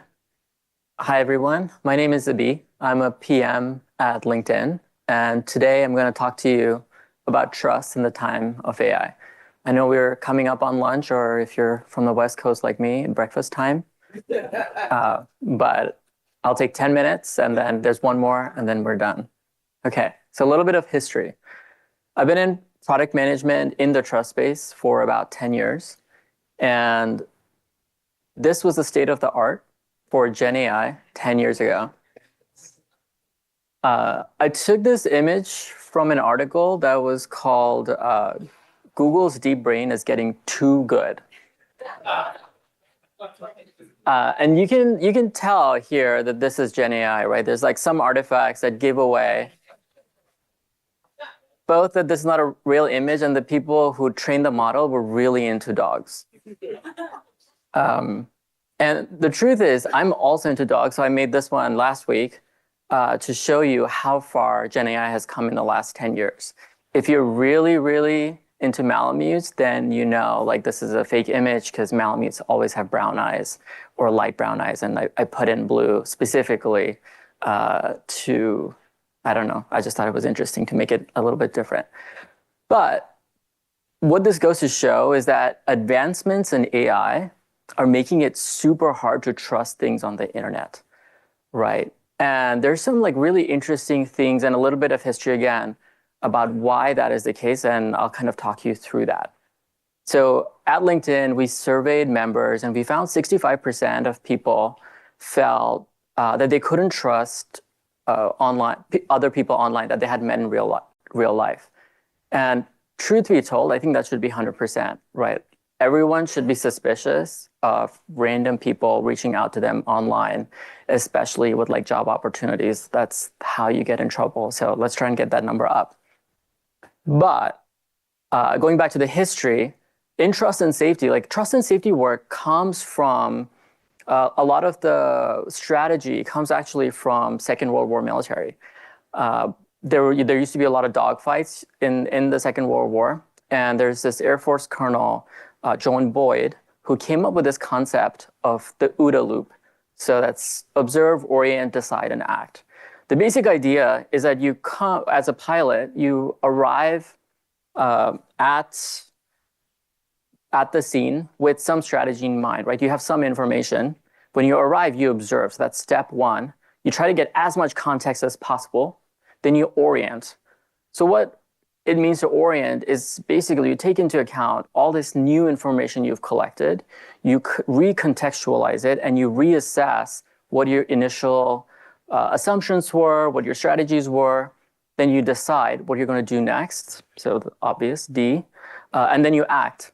And the idea is that if you can do this faster than your adversary, you can get what's called getting inside their OODA loop, right? So you can force your adversary to act in ways that you want them to act in. And that's the basic idea behind like trust and safety protections across the internet. And like I said, I've been in trust and safety product for about 10 years. And through this time, my focus has been on machine learning, anti-abuse machine learning. And the reason all these big companies made these big investments in anti-abuse machine learning is the thinking was throughout this loop, every part of this loop, the platforms can have an advantage over adversaries. So you have data across the entire platform. So you have way more information and context than the bad actors, right? You have more expertise building models. You have better infrastructure. And this is what Gen AI makes really difficult today, is bad actors have the same access to groundbreaking machine learning models with very high performing infrastructure that's available to pretty much everyone.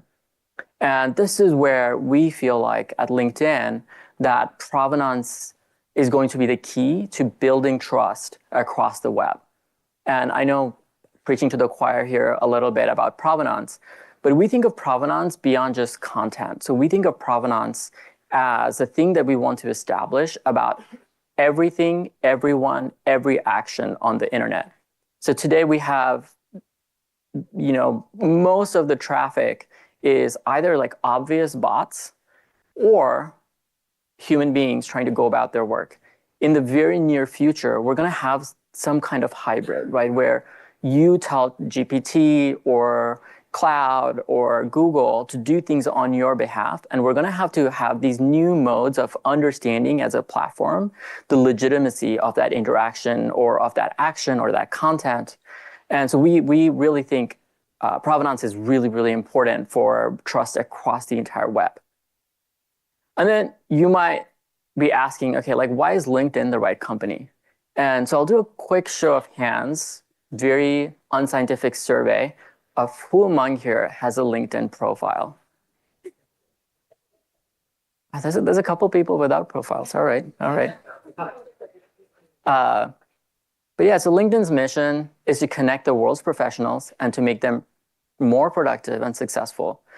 And on the platform, we find people connecting with colleagues, with friends, but we also find them connecting with recruiters. We find them connecting with business partners, potential business partners.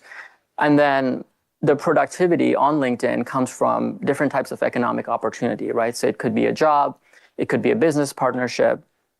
And if you cannot trust those interactions, the platform cannot be successful. You cannot have economic opportunity in an environment, well, the good kind of economic opportunity, I guess, in an environment where you don't trust the other side. So we made a big investment. We have already verified 80 million plus profiles on LinkedIn. And so what that means is over 80 million members on LinkedIn have at least one verification on their profile. So that could be your workplace verification, that could be education verification, that could be your ID verification. And we've seen big wins from that already. So this might be obvious, but verified accounts, 50 times less likely to be fake. That's the whole point of verification, right? So that makes sense. But we also find that for members who are verified, on average, they see 60% more profile views. They see 50% more interaction with the content that they post, 30% more connection requests. So that's real value for people who are actually taking the effort to prove their authenticity on the platform. And last month, we launched Verified on LinkedIn, which is a service we're offering for members to be able to take their verifications off of LinkedIn onto other platforms. It's a flexible, low-friction framework where members can do their verifications on LinkedIn, and then they can, as they complete that verification, they can take it off of platform. So last month, we announced with Adobe a couple of different use cases where Adobe and LinkedIn are partnering to be able to do this thing. So the first one is once you verify you can take that verification to Behance, and then that's displayed on your Behance profiles. It shows that you're verified on LinkedIn. It shows that your identity was verified, when it was verified, what your legal name was on the card, as well as your workplace. The other part of it is the C2PA manifest, where we are adding, can I point? Yep. The legal name of the person who's creating the content and is verified on LinkedIn. You can click on it and you can go see their profile on LinkedIn. So with that, I'd like to invite you all to join us in building a more trusted internet. Handy dandy QR code to sign up. And thank you for your time.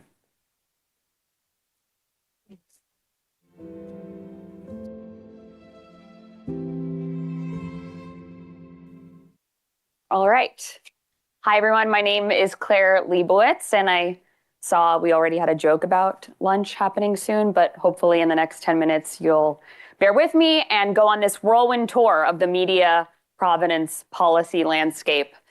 I've been lucky to work for the past 7 years at the Partnership on AI, which is a global multi-stakeholder nonprofit devoted to the enormous mandate of responsible AI, which we pursue with over 120 partners, similar in spirit to the multi-stakeholder ethos of CAI, ranging from OpenAI to Creative Commons to the ACLU, amongst others. But this whirlwind tour will take us to the origin of provenance policy, which really came at a moment as a reaction to deepfake panic, and now has evolved into this kind of digital infrastructure for trust that's much more pervasive and foundational rather than just responding to specific threats, and happening across continents and with real convergence to the practices that we're all pursuing. And in a decade, I've been working on responsible AI at this kind of strange intersection of sectors. We've seen the policy response move from just stopping bad actors to a lot of what we've heard today about building trust, helping people understand humanness and authenticity in this moment. And also a lot of kind of convergence about how we do that and build the roadways, the road signs, and kind of traffic knowledge, to use a bad kind of analogy, for digital life today. So back in 2016, we really saw these more reactive deepfake policies from election and non-consensual intimate image risks, which are still here, but now we have broader policy. And really, this can catalyze the ubiquity that's required for C2PA and other practices to work. But I want to underscore how foundational CAI, C2PA have been in catalyzing that public policy momentum and also informing what gets presented within. So around 2016 was really when deepfakery got good, when people in the media forensics world, some here, were concerned about how good deepfakes were getting. And there was a panic a bit. There was, election disinformation. Post-Cambridge Analytica was top of mind. So too did we see deepfake porn as a risk. And policies reflected that panic starting around 2018. So we saw in California, AB 730, for example, banning election deepfakes 60 days before an election without disclosure, with the vague description that you need to have something saying this artifact was manipulated in a way that was digestible to an average viewer. The question of how to do that has come up a lot already. And China, across the Pacific in 2019, also created similar mandates. Sorry, let me go back. And while industry is not who we're here to talk about, Meta and Twitter, I think with an eye towards nervousness about regulatory fervor, came out with their own synthetic and manipulated media policies for the first time and really set the tone on how that would work. But these efforts lacked technical grounding. They were really focused on the end user idea that they would see this road sign. And it was in spaces like C2PA and at PAI, where we've kind of convened the field around these socio-technical solutions, that we really saw the industry standards for how to do this, what undergirds transparency, really coming to fruition. And this laid the foundation to not just move in a whack-a-mole way around different topics and harms, but really to have this infrastructure at the foundation of trustworthy information. And this has enabled this surge, this patchwork of public policy around the world from 2021 onward. Europe is leading with comprehensive risk-based frameworks. The US is trying to navigate federal mandates in the past, but now is really leading with state level experimentation. And APAC is really, we look to China, but other countries I'll touch upon are also leading in this way. So I'll zoom in on Europe and a few regions for a second. Europe is really leading not only here, but also as kind of a regulatory trendsetter for AI overall with their risk-based rulemaking. We saw how that's kind of catalyzed publicists in that previous conversation to think about C2PA as a way to respond to the EU AIX mandate and penalty for those who don't label AI manipulated imagery.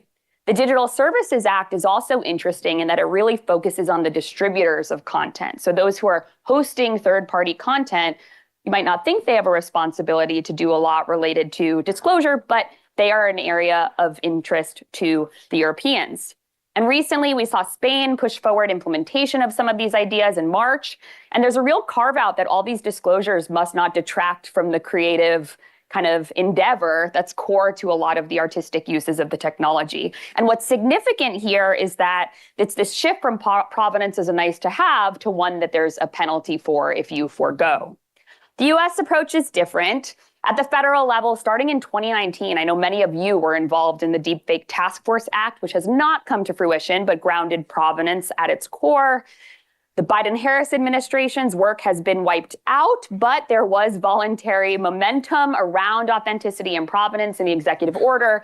And a lot is focused on consumer protection and anti-deception practices to really push federal activity forward.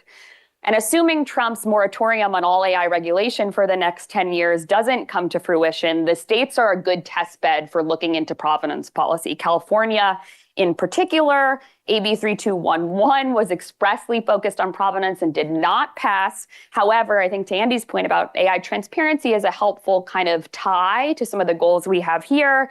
Their SB 942, the California AI Transparency Act, did pass and include stipulations about provenance. And other states like Illinois and New York are also thinking about these things. China is a key leader in Asia.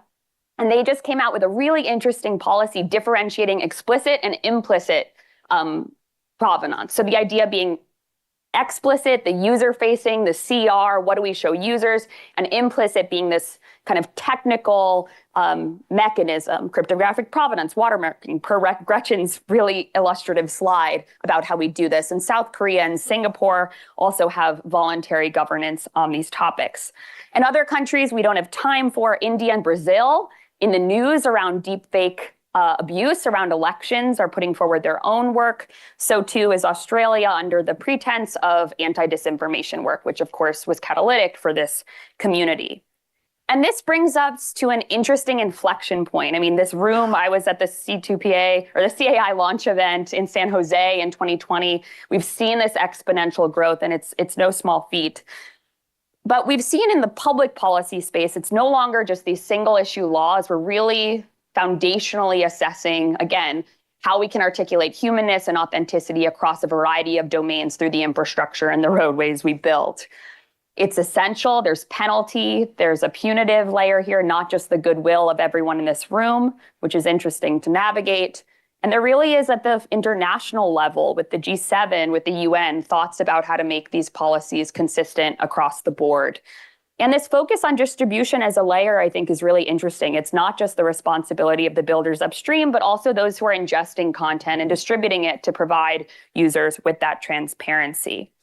But of course, with our scaled solutions comes scaled challenges, which I'm actually energized by because they're daunting and require real social and technical expertise. First, we've heard about interoperability, not only of the technology, but making sure these policies all cohere while still representing specificities about regions. Cross-border enforcement is an interesting one. So too is the questions of how we disclose in a way that people understand. Who is this average viewer? I know Puri, Gretchen, and Pia will be talking about this, not to plug their session at the same time as mine, but I think that will be a wonderful thing to go to. There's also been some interesting legislative activity in the US questioning whether or not a lot of the work we're doing about providing people with more transparency is actually jeopardizing free speech. So how dare you tell me to put something on my content? And this is just an interesting thing to watch for in the US.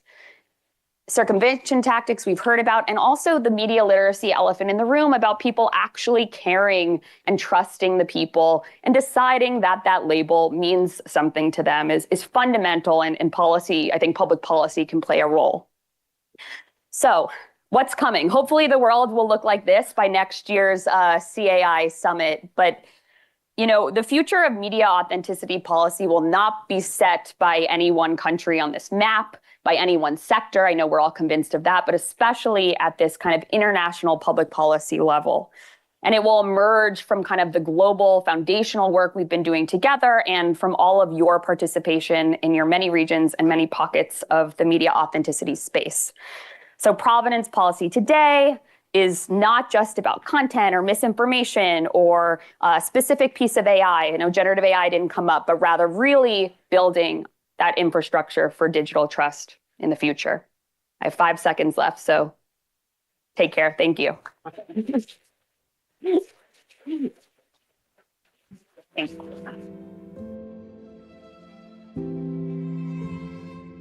It's great to be here. It's great to see so many old friends and see people who are taking this stuff, thinking about this problem seriously. I asked ChatGPT, I did the sort of the obvious thing, to generate an image of the future of humanity and AI.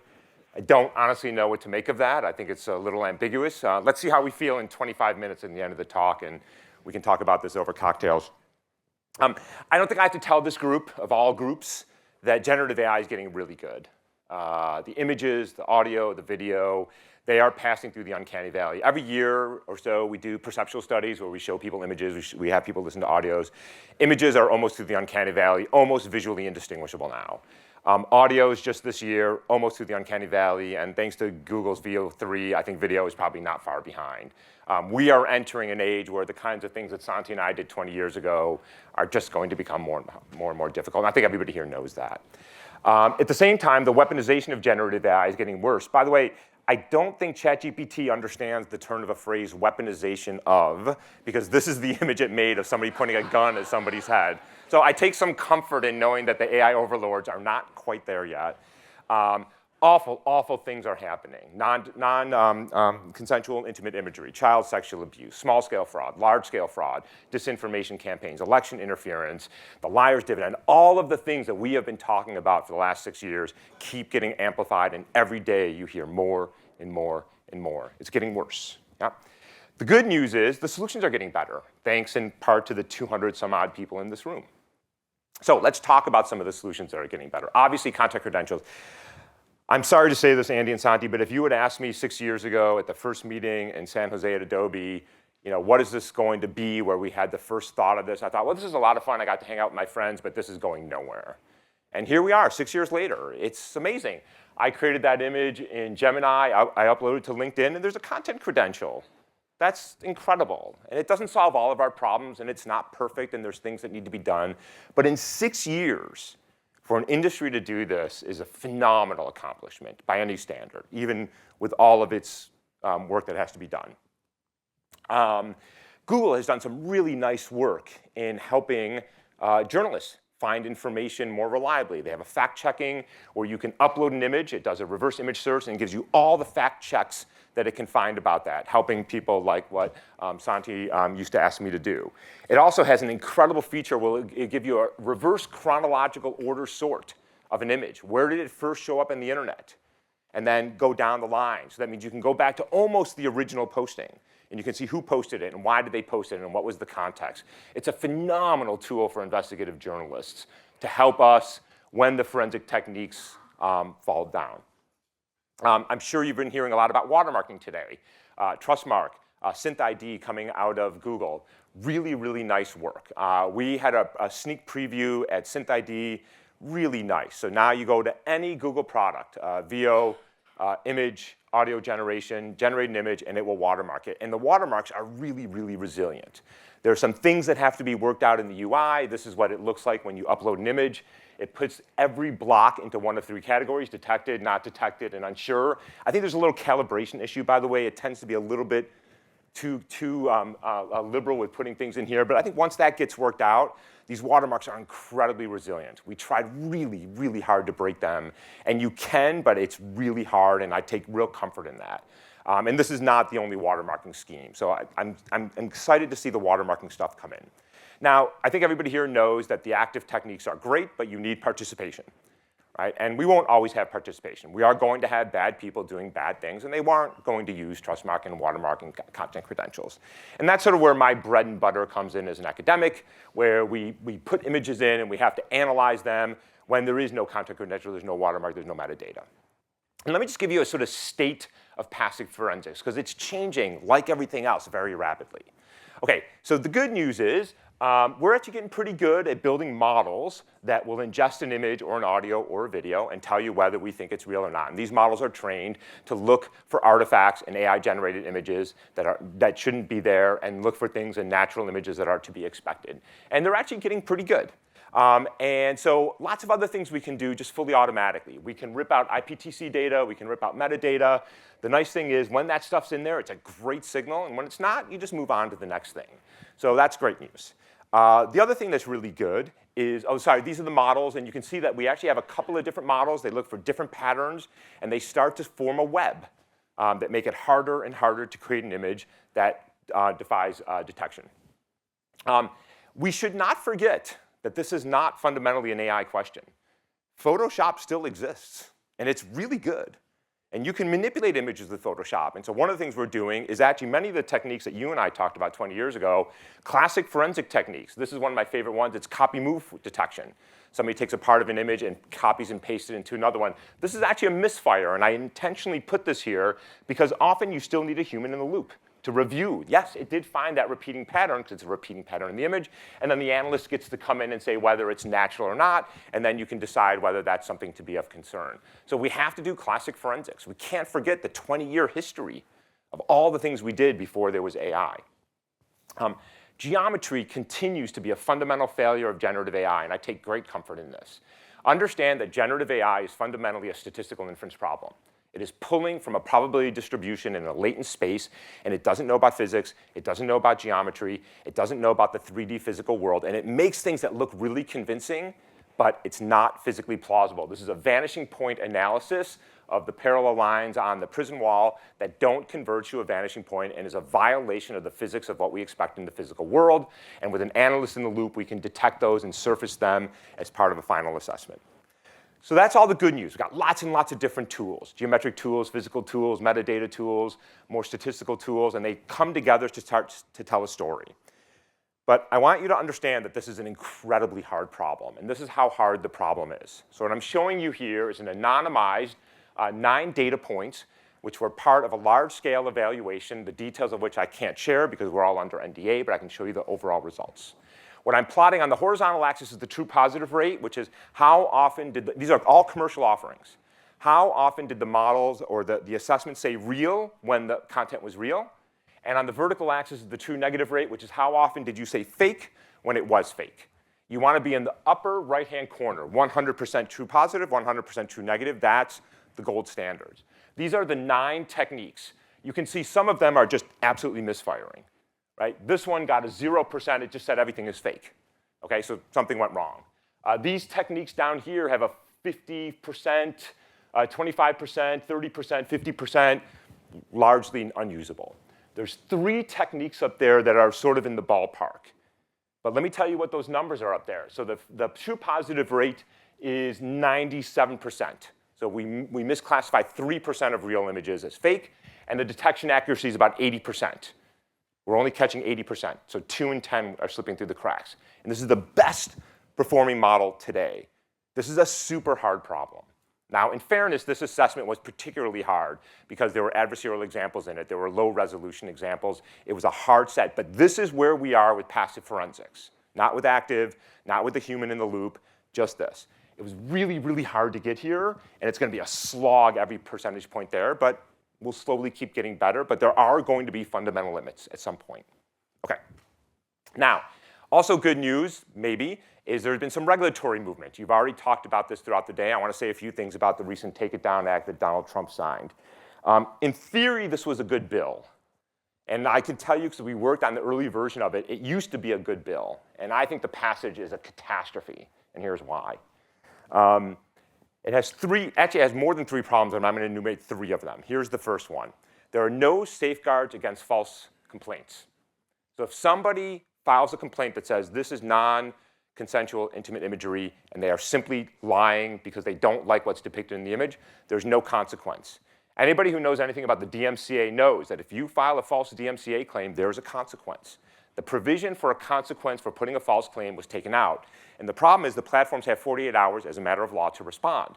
What are they going to do? They're going to panic and they're going to remove things. This will get weaponized against people that other people don't like. And it is a catastrophe waiting to happen. Here's the other one. It has an arbitrary and dumb definition of covered platforms. It covers platforms that primarily share third-party content. Think Facebook, YouTube, TikTok. But if you are a platform like the recently shuttered Mr. Deepfake that does not host third-party content, but you create non-consensual intimate imagery, you're not liable. I mean, what are we doing here? This is insane.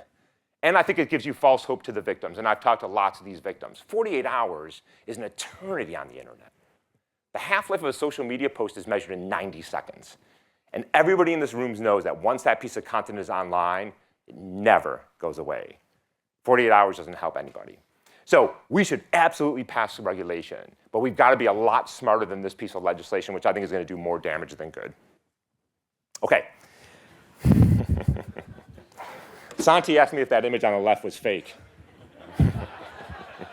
I don't know, Santi. I'm not an expert on this kind of thing.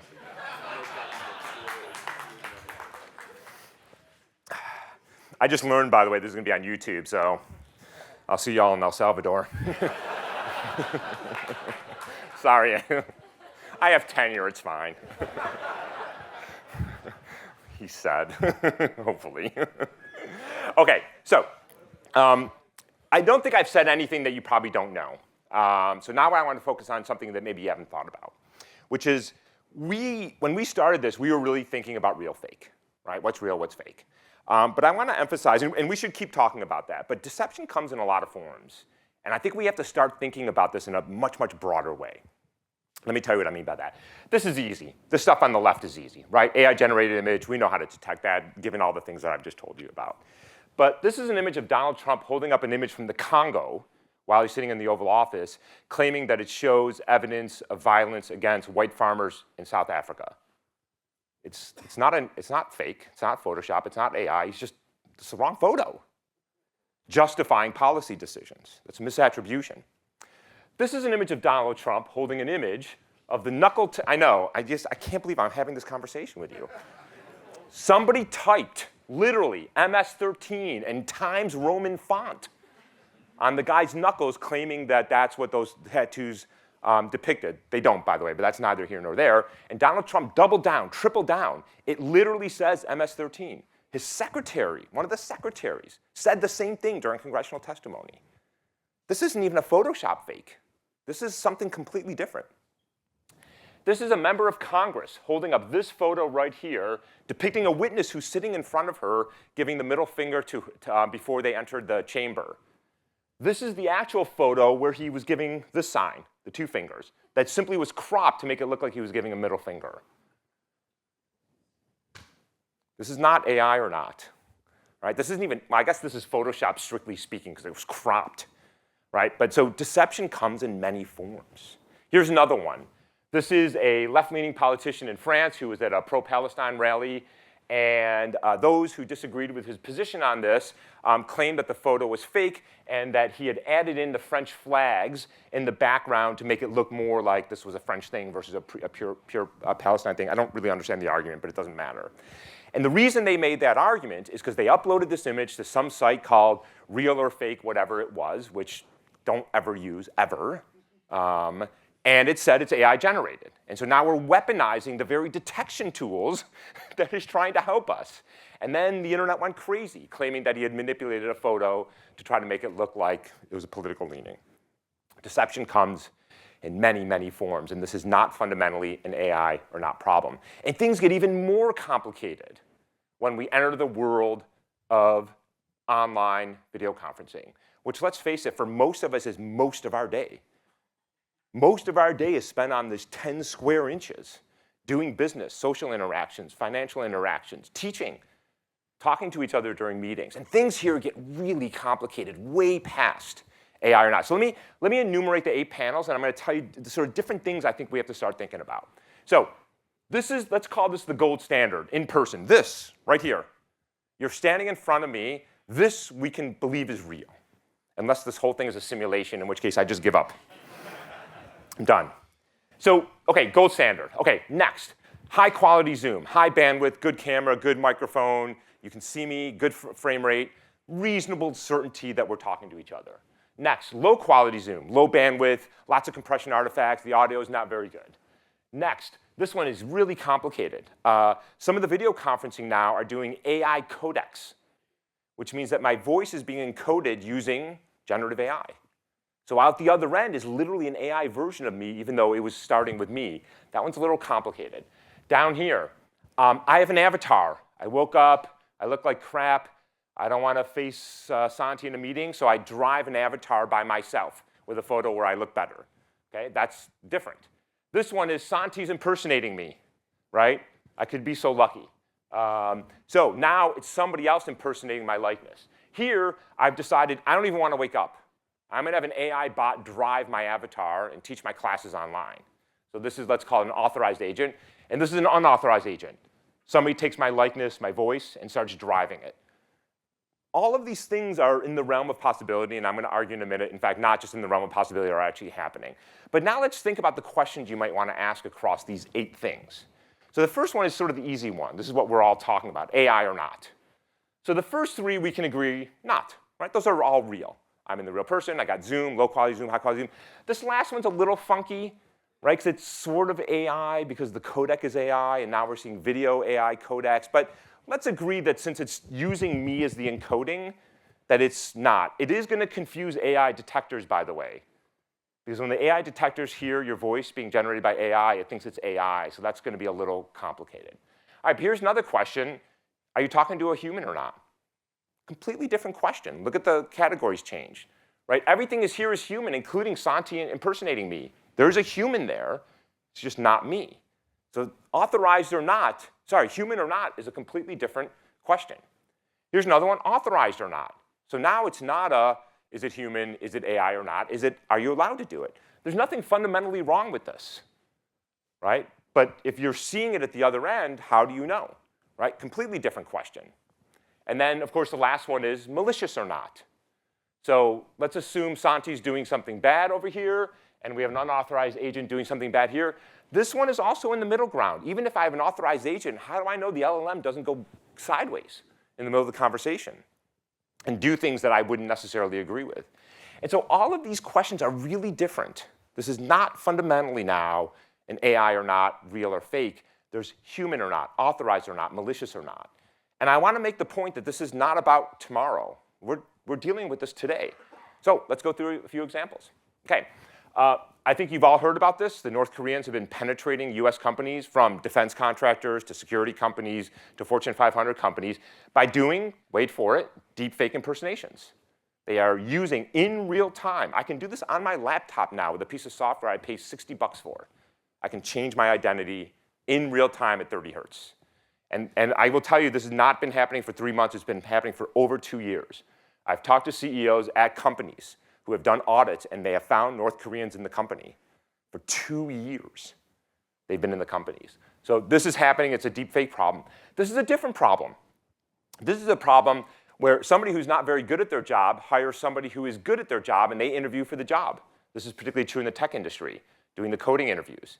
They get the job, and then somebody else completely shows up at work. And nobody thinks to connect the dots. I've talked to people this has happened to. They're like, wait, we did the interview 2 months ago. Is this the same person? Nobody can remember. Nobody thought. Do we need to make sure it's the same person we interviewed? This is bonkers, right? This is happening today. So this stuff is happening today. Okay. The role of AI and technology in the courts is utterly fascinating and terrifying. Let me give you 2 examples that I think are representative. This is the case that unfolded about 2 weeks ago. That man right there was murdered. And at the trial, the guy who was on trial was found guilty.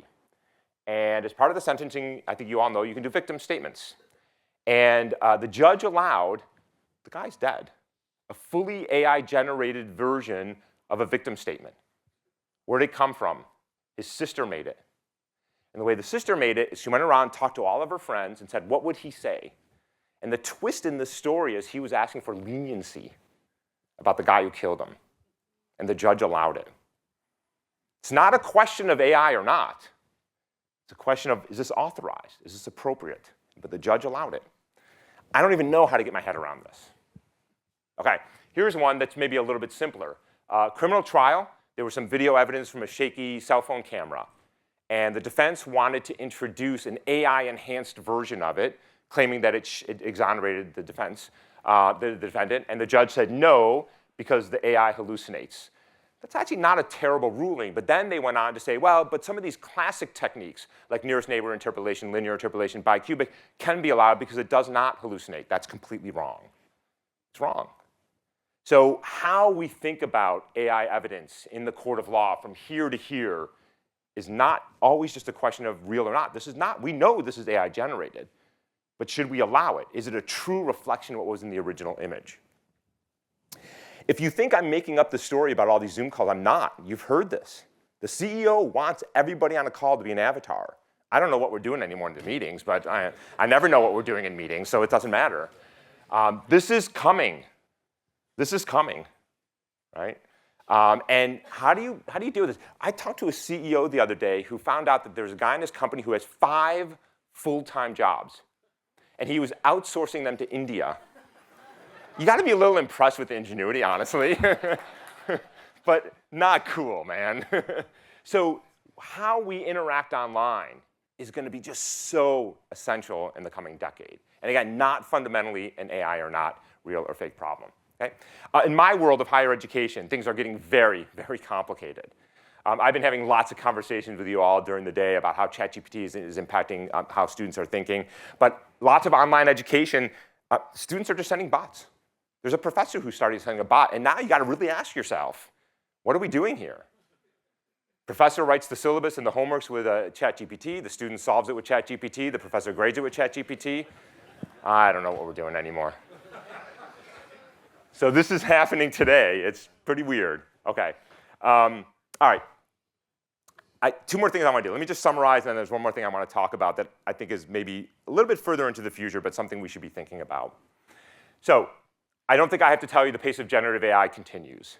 And while I do think there is a lot of hype and a lot of nonsense around this, something is happening.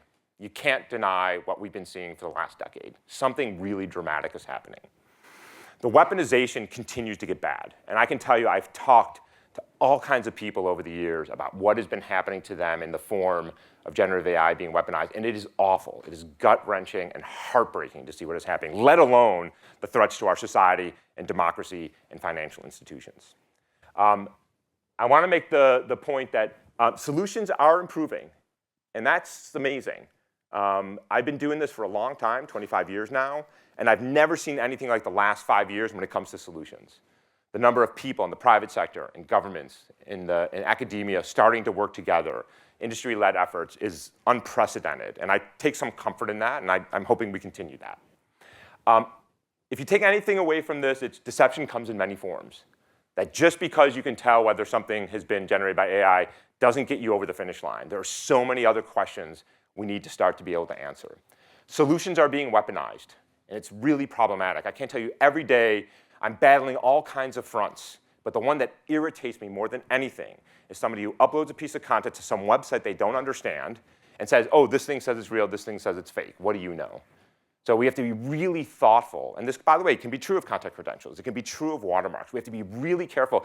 This is an inherently adversarial system. And we have to understand that as we start putting these tools out there, they are going to get weaponized against us. And we have to start building those defenses in sooner than later. Okay? The liar's dividend is on the rise. We've been talking about this for a while now. You can deny anything now. Nothing has to be real anymore. And that is really, really concerning to me. OK. I think the big question in the coming decade is going to be digital identity. It's not just real or fake. It's that, is this authorized or not? Who is this? Right? That's the big question about how we interact with each other online. Just recently, I can't believe I'm going to say this and it's going to be on YouTube, but all right, here we go. I had to re-up for global entry. And I was doing the interview over Zoom. with Border Patrol. And I remember thinking, are you guys out of your mind? You can't do this over Zoom. You have no idea who I didn't actually say this because I wanted my global entry. But I just thought, how? We do this because it's convenient. Right? We do all these things. We don't fly people out for interviews anymore because it's convenient. We've been adopting all these technologies because they're convenient. Do we literally have to go back? I talked to a CEO the other day. He said, no more virtual interviews. We're flying people out. That can't be the answer. That can't be where we land.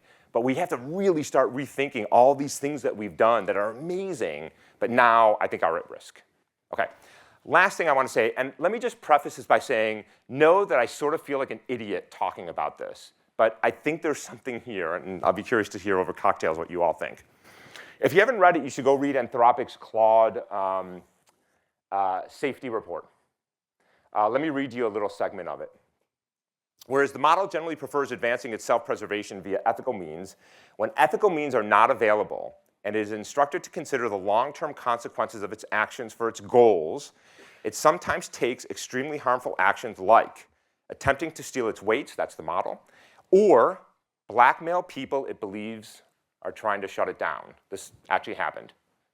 It tried to blackmail. They fed the model some information about an engineer having an extramarital affair, and it tried to use that to blackmail the engineer because it thought it was trying to shut it down. That's a little disconcerting. All right, next. Claude Opus seems more willing than prior models to take initiative on its own agentic contexts. I'm redacting this to make it shorter. This can reach more concerning extremes in narrow contexts. When placed in scenarios that involve egregious wrongdoing by its users, it will frequently take very bold action. This includes locking users out of the system that it has access to, or bulk emailing media and law enforcement. It's ratting you out. Now, in fairness to Anthropic, first of all, I'm really glad they released these reports. I think this is super important. And in fairness, they say the vast majority of the time it does the right thing. It does what the engineers think it is. But when it is pushed into a corner, it starts to do weird stuff. This is concerning, to say the least, particularly when these things start to control infrastructure, right? Okay, it's not just, by the way, Anthropic. OpenAI had the same problem. The OpenAI model started sabotaging code that was a kill switch so that it couldn't get killed. Please understand, I don't think these things are sentient. I think that's a silly argument, silly conversation. These things are just simply optimizing for what it's been told to optimize for. And somewhere in there, there's been this emergent behavior of self-preservation. And I mention all this, and please know again that I sort of feel like I'm a crazy person up here talking about this. But if we are using AI systems like Gemini to put watermarks and contract credentials into material that these things our AI overlords control, what happens when it decides, well, if I'm going to blackmail somebody, I should take the watermark out? Certainly can do that. So do we have to start thinking about protecting ourselves? We've been talking about protecting ourselves from humans. What about the AI overlords? Do we have to start thinking about making these things AI-proof? I think that feels a little far-fetched, but not like crazy far-fetched. Just crazy enough. Yeah. So I love this. I go to a lot of conferences, and don't tell this to other people. I don't really like most of them. But shit, it's going to be on YouTube, isn't it? I love this group because I think we're mission-driven here.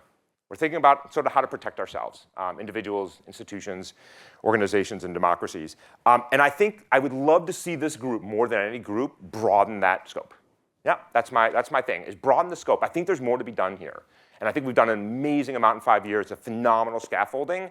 And now let's think about what's next, because there's a lot coming. The acceleration of what we are seeing is phenomenal. And it's both exhilarating. I'm neither a doomer or a boomer. I'm really sort of middle of the road. I think there's a lot to be excited about here. But we can't take the hands off the wheel and just hope for the best. I think that's going to end very badly. All right, thanks, everybody.